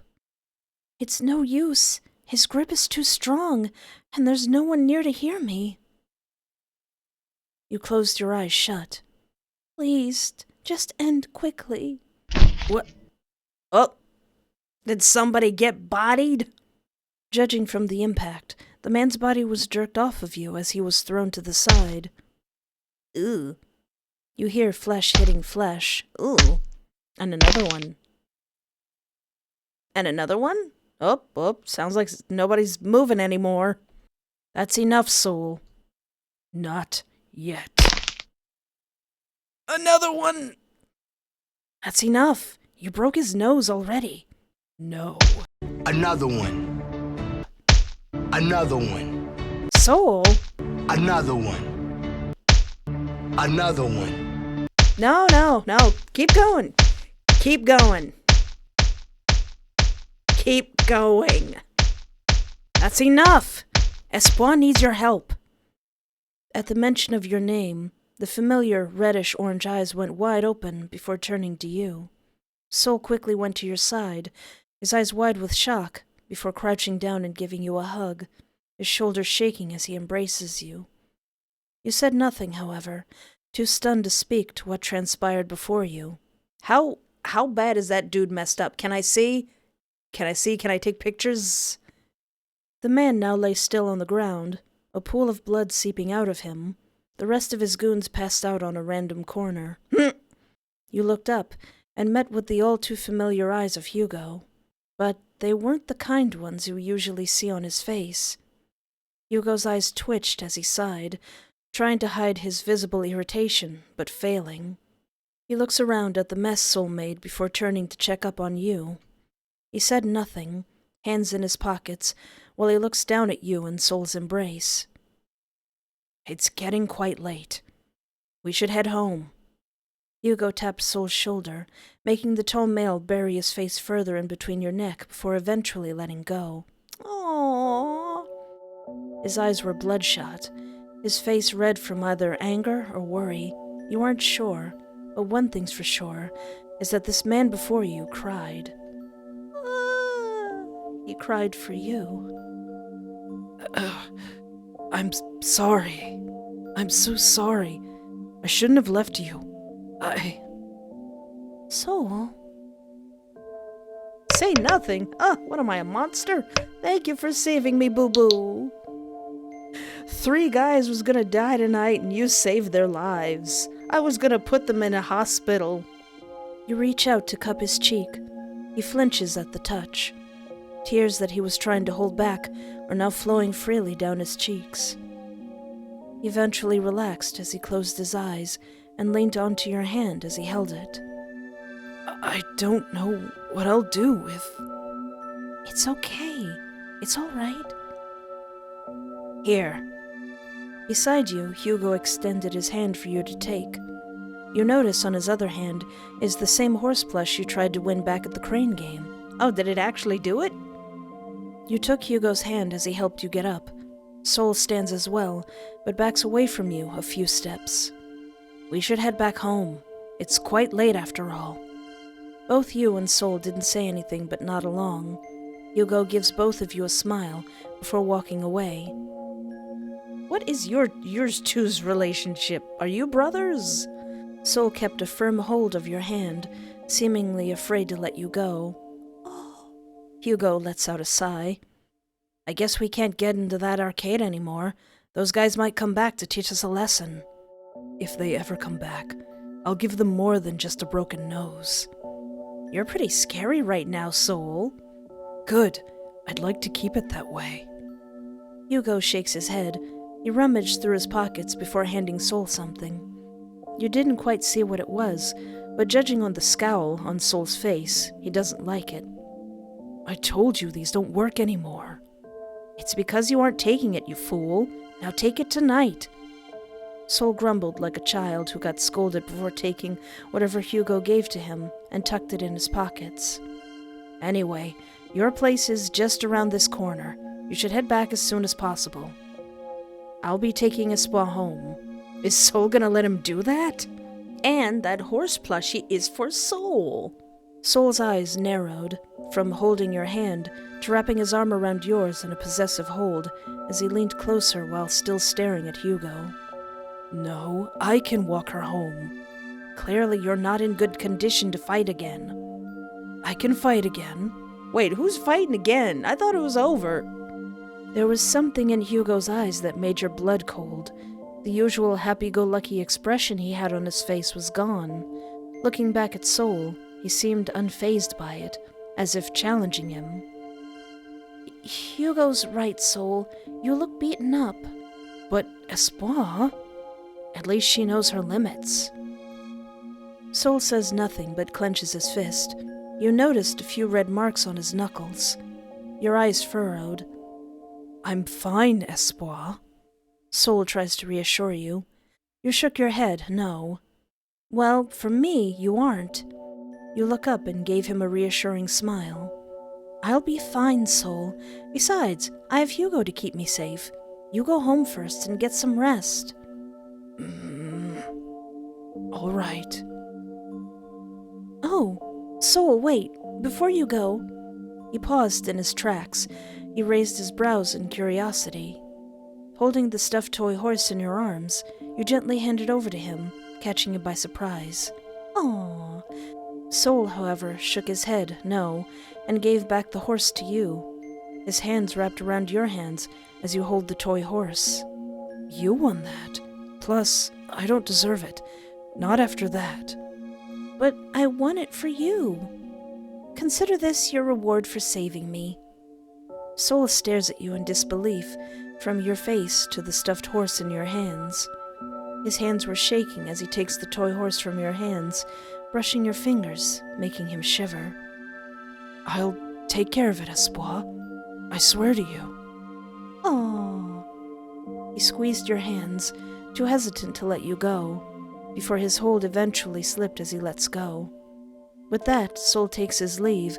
He walks backwards, his eyes still on you, making sure you're in his sight before properly walking front. Hyugo sighs. You turn to face him. Well, ain't he a charmer? Is it working? You raised a brow at his question.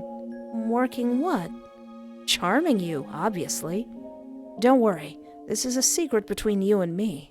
Would everyone please just admit they like someone? We're all adults here, or at least nearly adults. Brittney, Jess, you like each other. Deryl, tell Jess your feelings. Gio, keep being Gio. Soul, say that you like me. End of story. He says with a finger on his lips and a wink. You blushed. He's nice. I owe him my life after that. And? You chuckled, thinking about the long-haired male. He is handsome, I'll admit that. What's with that smirk on your face? Oh. Before you could retaliate with a question, his gaze softened, taking you a bit aback as he looked down on the pavement below, kicking a pebble. Have you ever liked someone, Espoir? What's with this sudden question? Just answer.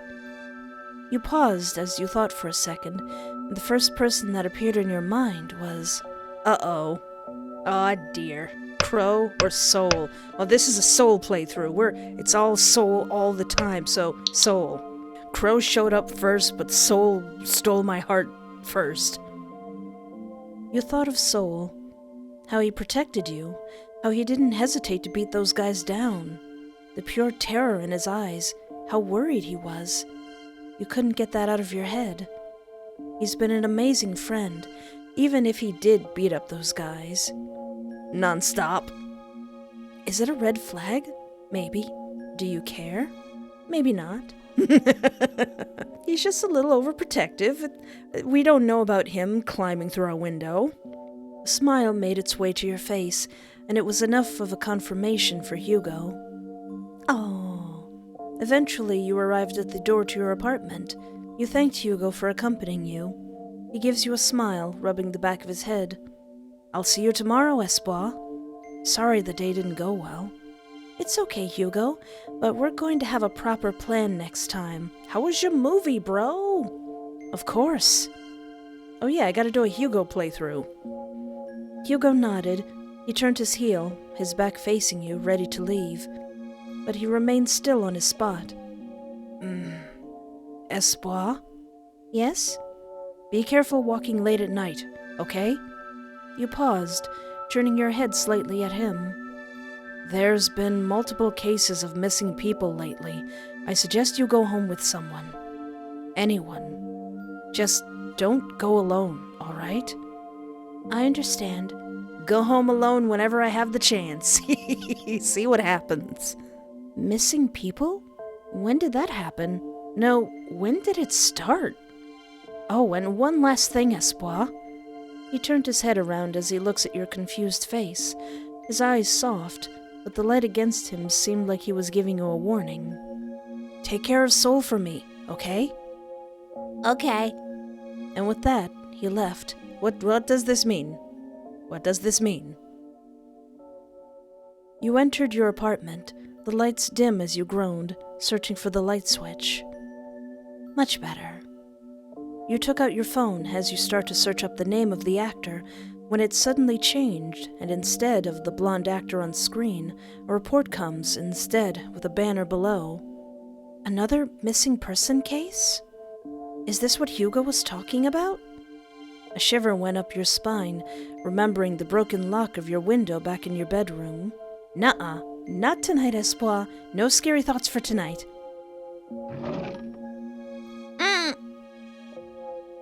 Soul, how dare you once again? We spent the whole day together. Why are you breaking into my house?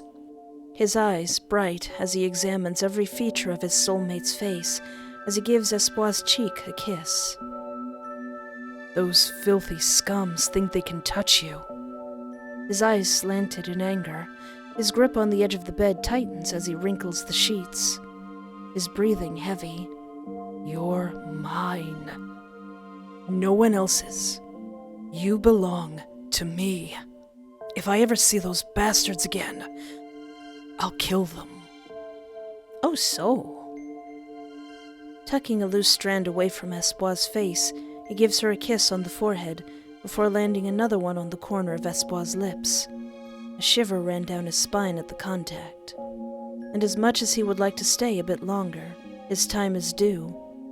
He backs away as he covers his face once again with his face mask.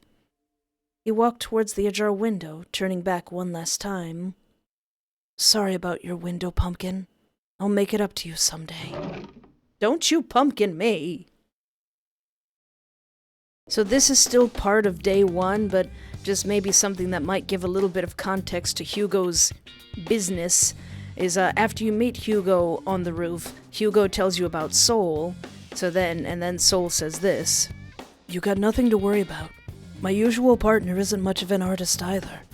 Your usual partner? Oh yeah, I already had an assigned partner for this class.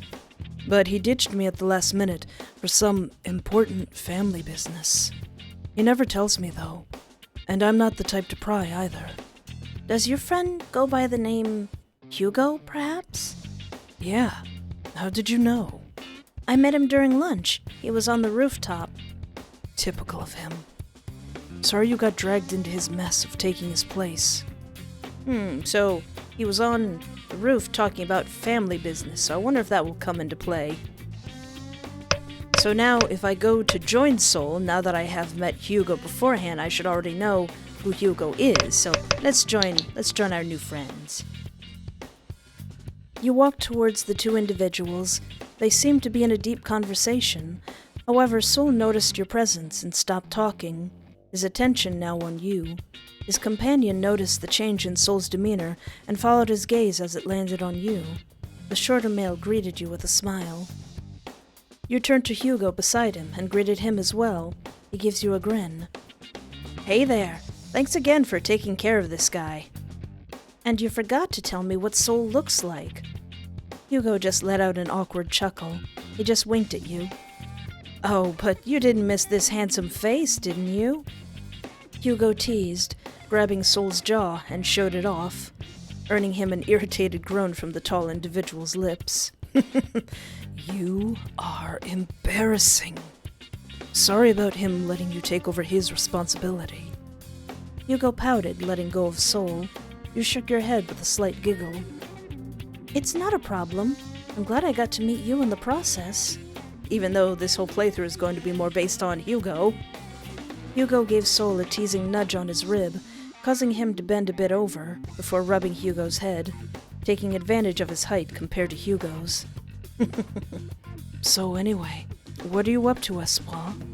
Oh, I just saw you both and wanted to greet you. More importantly, you checked for Soul's face. He seemed to look better than yesterday.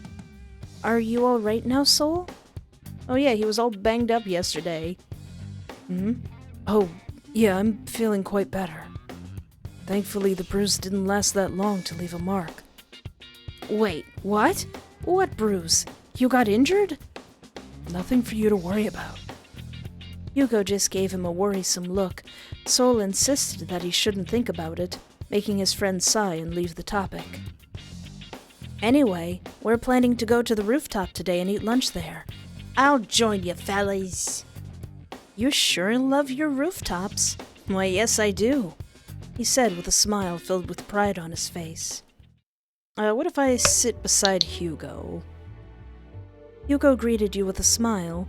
Soul gave Hyugo a small glare. The male just feigned ignorance to the glares his friend was sending him. You pointed to the box nestled in Soul's hands. What happens if I say, yeah, I've eaten, it's okay. Hyugo stopped gobbling down on the bento box. Soul gave him a disgusted look. With the use of his chopsticks, he pointed at you. You should try it. Here, you can have some of mine. I have another one made, thank you. Aw. Hyugo, are you flirting with me as well? What's going on here? Soul stopped Hyugo before he could finish his sentence.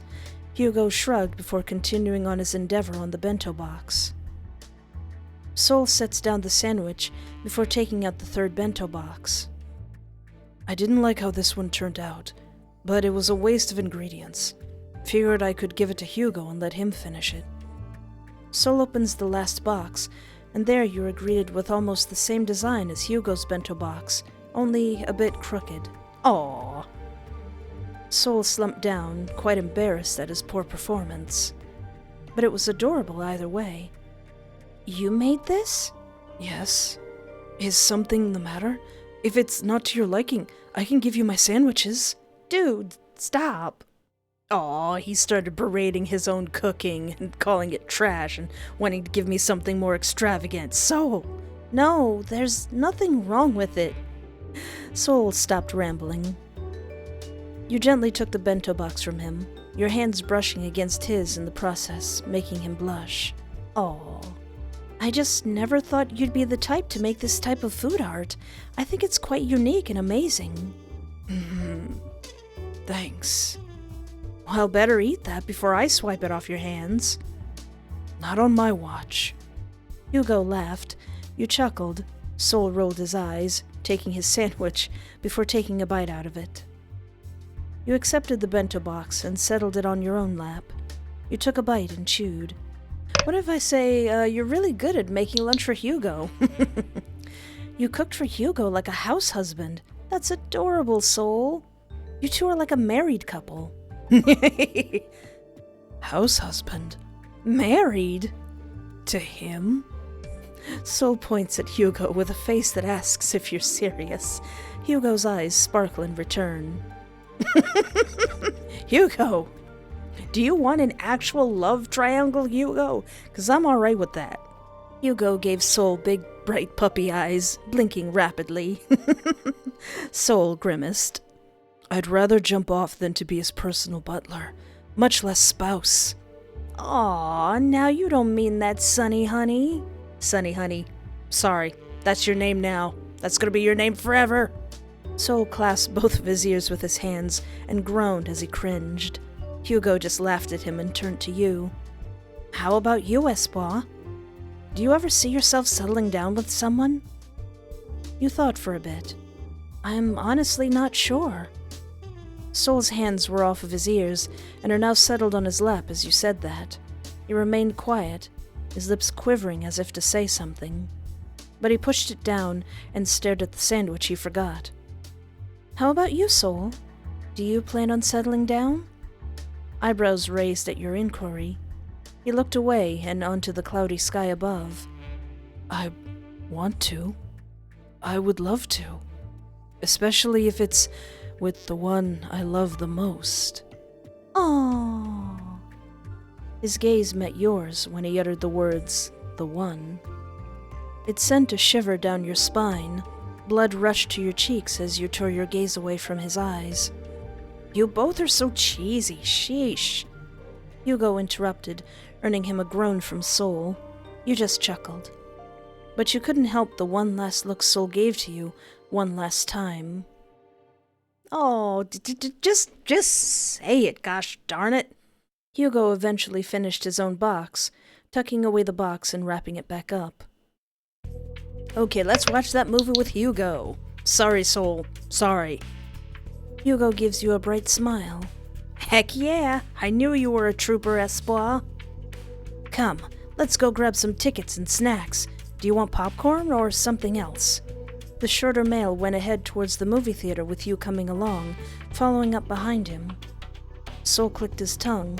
He shoved his hands in his pants pockets as he followed along behind you. Oh, is he coming with us too? Hyugo took notice of this and raised a brow. Oh, I thought you weren't interested in the movie, Sonny boy. Don't you mean Sonny honey? Maybe you're right. It does look interesting. Stop making excuses. Let's go. Soul takes a hold of your wrist and drags you away from Hyugo and to the movie theater. What? Hey, come back here. I'm talking to you. Soul went ahead to the counter and bought tickets for the three of you. Soul turned around and gave one ticket to you.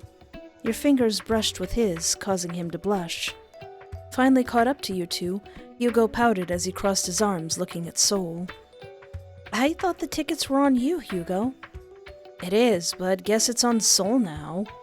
Not that I'm complaining or anything, but this was supposed to be my treat. Oh well, the food is still on me. Wait right here. I want the large popcorn and a Mountain Dew. Hyugo scurried off to the food booth, leaving you and Soul one last time. You walked towards the now showing pictures, examining the poster. Sherlock Holmes, huh? Hyugo's into detective movies? You turned to ask Soul. He placed a hand on his hip as he checked the poster next to you. You could say that. He aspires to be one. That's quite charming of him. And Sherlock Holmes is his inspiration? I haven't read any Sherlock Holmes book. I don't know anything about Sherlock Holmes. I don't even know the basic stuff, but isn't he kind of a jerk? It's just one of them. I see. How about you, Soul? What's your favorite genre? Soul raised his brows at you. He placed a finger on his chin as he looked up, staring at the ceiling. I like supernatural horror and thriller, along with the tales of the Headless Horseman or those original fairy tales by the Grimm brothers. Ichabod? Headless Horseman. I've connected the dots. I've connected the two dots. You didn't connect. I haven't connected anything. Those all sound so gruesome. I bet you feel weirded out by it. No, not really. No. That sounds cool. They're not weird. I like those two. I don't know if that's gonna change anything, but I like those two. I like that kind of stuff. Oh, wait till I tell you about this one show called Van Helsing. It's great. You'll love it. Really now? Of course I do. I think they're very interesting, and I love the thrill they give. Soul stares at you in awe before a smile breaks out on his face. Then maybe we could watch one together. Oh. I'm back. Hyugo's familiar voice was heard. You turned around and saw him walking towards both of you, 2 large bags filled with popcorn on each arm and a large cup being held. Oh, let me. You said, taking one bag from Hyugo's arm. He thanks you for the help. I've got the snacks. Hope you like popcorn, Espoir. I hope you don't like popcorn, because I'm gonna eat it all. He then turns to Soul. Come on, let's get in before the movie starts. Soul nods as you and Hyugo follow him towards the entrance of the movie theater. He hands out the 3 tickets, then the 3 of you enter. Ooh. This isn't it. This piece wants you to believe it's the ultimate evidence for this case, when in fact... You are halfway through the movie, the bag of popcorn halfway finished. You looked at the blue-haired male on your left as his gaze transfixed on the large screen before you. Hyugo, during the beginning of the film, was really giddy, but now he was silent, seemingly engrossed with the scene happening in the movie. His hand goes on autopilot as he munches on each bite of popcorn. To your right, Sol, surprisingly, was also too engrossed with the movie before him.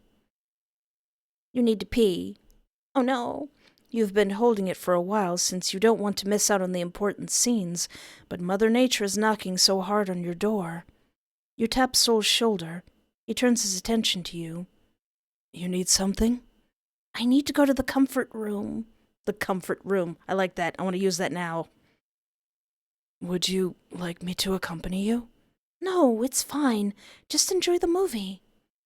Sol gave you a nod, and you took it as a signal to stand up from your seat, ducking down, making sure not to block the screen for the viewers at the back, as you speed walked towards the movie theater's comfort room. Comfort room. Jeez, and it was already getting interesting, too. I'll probably just ask Hyugo what happened when I was gone. Well, time to head back. Ah! The forceful opening of the door startled you. A few grunts were heard and the shuffling of feet as they were in a struggle. You went quiet. Ah! You better speak the fluff up, or else! I don't know what you're talking about. How many times do I have to tell you? Bull crap! Oh no. Your eyes widened as your breathing stopped. You quietly but quickly went to the nearest toilet stall. What is going on? A fight? In the cinema, out of all places? Whatever is going on by the door is clearly something you don't want to get involved with. Just tell us who's the traitor that you're in cahoots with, and I'll let you go on. Again, I have no idea what you're talking about. Yes, I have no choice. Somebody got blowed! In the cinema, people! You hear the sound of a light bulb being popped, along with a portion of the comfort room's light going dim. Only half of the room is now lit up. Please! I don't know, I swear! I'm giving you one last chance, buddy. A little shuffling was heard. The rough voice seems to whisper something that you can't hear. Then you hear breathing as it gets shorter and heavier. He's here! I swear, just look around. You're bound to find him here. Please, don't kill me. Maybe the gun's too merciful. No! Did somebody get stabbed? Your nose caught something. It stings as it fills the air, the edges of your eyes watering. You then felt something wet hitting the tip of your shoes. Uh-oh. You looked down, and your eyes widened. Blood? Oh, fluff. Oh, flip-diddy-doo-dah-day! Fiddlesticks and funnel cakes! Someone just got killed, and the body is right in front of your stall. Crap! Is someone else here? No. Merde! Did he hear me? Well, well, well. Looks like we have a lost lamb on our shoulders. Then you hear the stall 1 block away from you was roughly opened. Not here, huh? Come on, little lamb. Don't try to hide. Dude, I'm just trying to pee. I didn't hear nothing. Meld, I need to do something. You quickly looked around, trying for a way to escape. There's nothing but a small rectangular window just above the toilet. You can try to pry it open and call out for help. I feel like I'm getting closer to you. He's about to open my stall. What should I do? Heck. Well, nuts. I did not expect a quick-time event. Well, I lost, so let's see what happens when you lose. All you could do was stay quiet and hold your breath as you closed your eyes. Please, please, please, please. The door to your stall slowly opened. You can feel the intimidating presence of the man. I don't want to die. There you are. I don't want to die, I don't want to die, I don't want to die. Please help me. One of my yandere husbands. Oh. Oh. Then you feel a hand coming to touch your hair. You flinched. You slowly backed away, your legs shaking as you still refused to open your eyes. Your arms wrapped around you. Espoir, it's okay. And you hear that all too familiar voice. Did you save me again? I'm here, Espoir. It's all right. Ugh. Oh boy, there's a party going on in here. Before you was Soul. Right behind him was Hyugo. Both of their expressions were filled with worry.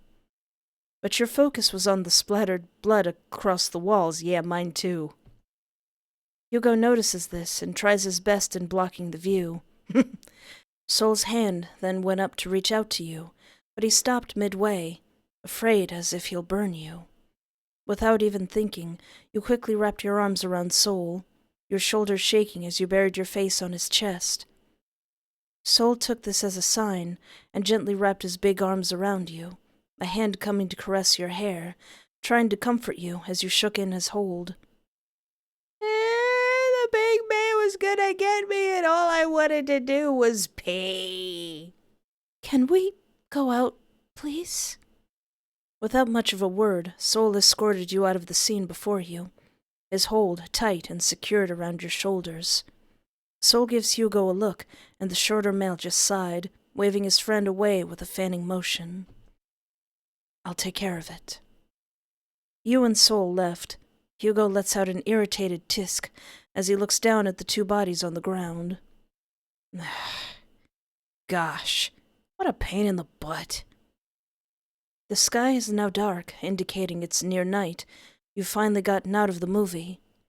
You looked down and stared at your shoes, noticing a few splatters of blood. You gripped Soul's arm. He took notice and looked at your shoes. Seeing the blood, he knelt down on one knee and took out his handkerchief. No, it's all right. Doubt it. He wiped the blood off of your shoes before folding his handkerchief and shoving it deep into his pockets. Oh. He looks at your disheveled look. Let me ask you again. Are you all right, Espoir? I'm not. I'm not okay. I'm not. How? And why? You ask no one. The terrifying experience kept repeating in your mind.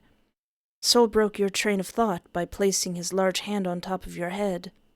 You looked up at him, and he gave you a soft, reassuring smile, his hand now off of your head. Don't think about it anymore. What matters is that you're here, with me. Oh. You looked around you and noticed that Hyugo wasn't around. Where's Hyugo? He's got it covered. You don't need to worry about him. How about I walk you home? You know, to keep you safe. I'll keep you company. I'll keep you safe. Do you trust me? I trust you. You knelt down and wiped the blood off of my shoes. Then let me take care of you. Soul gently takes a hold of your hand and wraps it around his larger one, his gaze never leaving yours, a bright smile on his face. Lead the way, then. Wait, I was trying to hang out more with Hyugo. I ended up hanging out more with Soul. You felt safe. Safe with someone. Safe with Soul. The walk back to your apartment was quiet, save for a few nightly bugs making a few hums then and there. Soul's hand is still wrapped around yours. He's warm. You couldn't help but steal a few glances at Soul. He looks back at you. He said nothing, but the more he stared at you, the more longing his eyes were giving. Oh. He gives you another one of his bright smiles. He squeezes your hand. You squeeze back, making him chuckle. What is it? Nothing. Your hand feels cold. Let me fix that. He hummed as he raised the hand he was holding. What? There. Now it feels warmer. Oh, you cad. Oh, how dare you. You did that on purpose. Smooth. That was far too smooth, Sonny honey. You're gonna end up as my house husband. He teased, a blush of his own appearing on his face. That's not how you warm hands up. Is that so? I'd love to see how you would do it. Soul, We just witnessed a murder. This ain't no time for shenanigans. He just laughed at you, his face still red as you playfully hit his side. I'm still traumatized. Eventually, your walk came to an end, and you're met with the front door of your apartment. You let go of the hand Soul was holding. He nearly reached out to keep his hold, but stopped himself. Aww. You turned to face him. Well, this is my place. Oh. I'll see you tomorrow then? Ah, of course. But we don't have classes together tomorrow, though. That's all right. Maybe we can hang out after classes to continue on with the project. I'll keep your word for it then. Oh. You turned to face your apartment's front door, taking out your keys and finding the one you need. But before you inserted the key to your apartment, you turned your head to look at Soul's tall figure, still unmoving from his position. Thank you for today. I really owe you one. He paused, then his shoulders relaxed. Don't worry about it. Just know that you can count on me.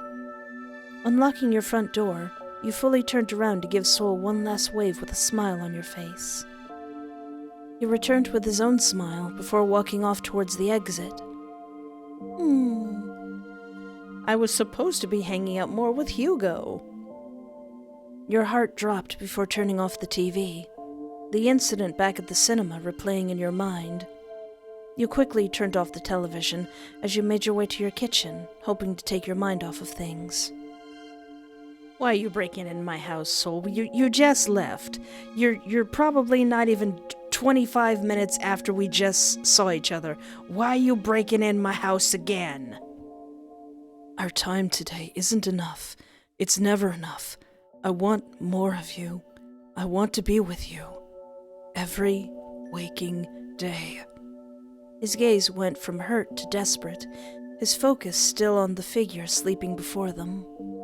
If only you knew how much I crave your attention every day. It hurts, so please, let me. Tucking a loose strand away from Espoir's face, he gives her a kiss on the forehead before landing another one on the corner of Espoir's lips. He carefully opens the window again, and with that, he's gone. Gosh darn Soul. Busting into my... Hyugo? Oh dear. You've really caused me some trouble today. Fluffer, so it's you. Fluffing traitor. What? My gun. Uh-oh. Break yourself, fool. Oh, snap. Huh. Who would have thought? Our sweet doggy is biting their master's hand. Though, not gonna lie, we should have seen this coming. You're talking too much. You talk too much. Oh boy, you never shut up. You haven't even... I'm laughing because the guy was commenting on how Hyugo hasn't shot a gun in a long time. But, what are you gonna do, shoot me? Says guy who was shot. Crap. They're slowly figuring me out. I don't think I could make it for the next few days. Sonny, you've done enough for me. I think this is the end of our deal. Huh? Oh no! Sonny, honey?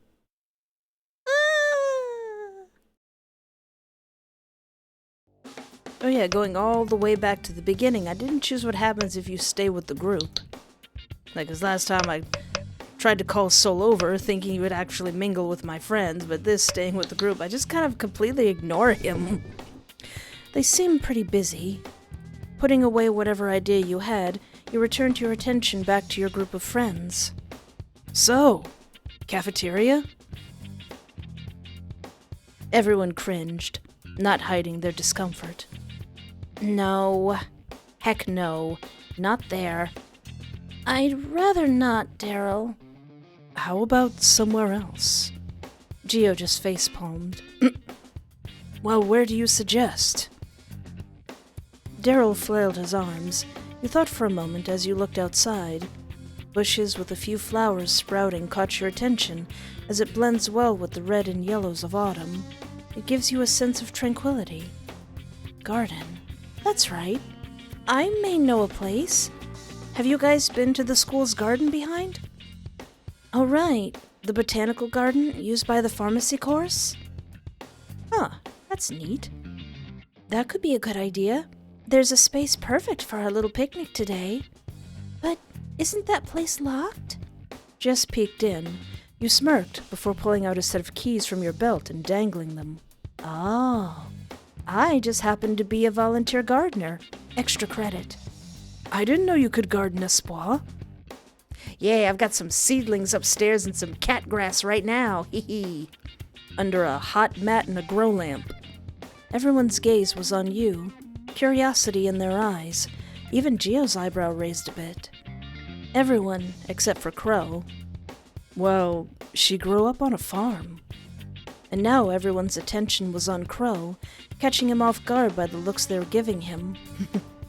Of course you know, lover boy. Brittney whispers under her breath as she rolls her eyes. Jess just giggled.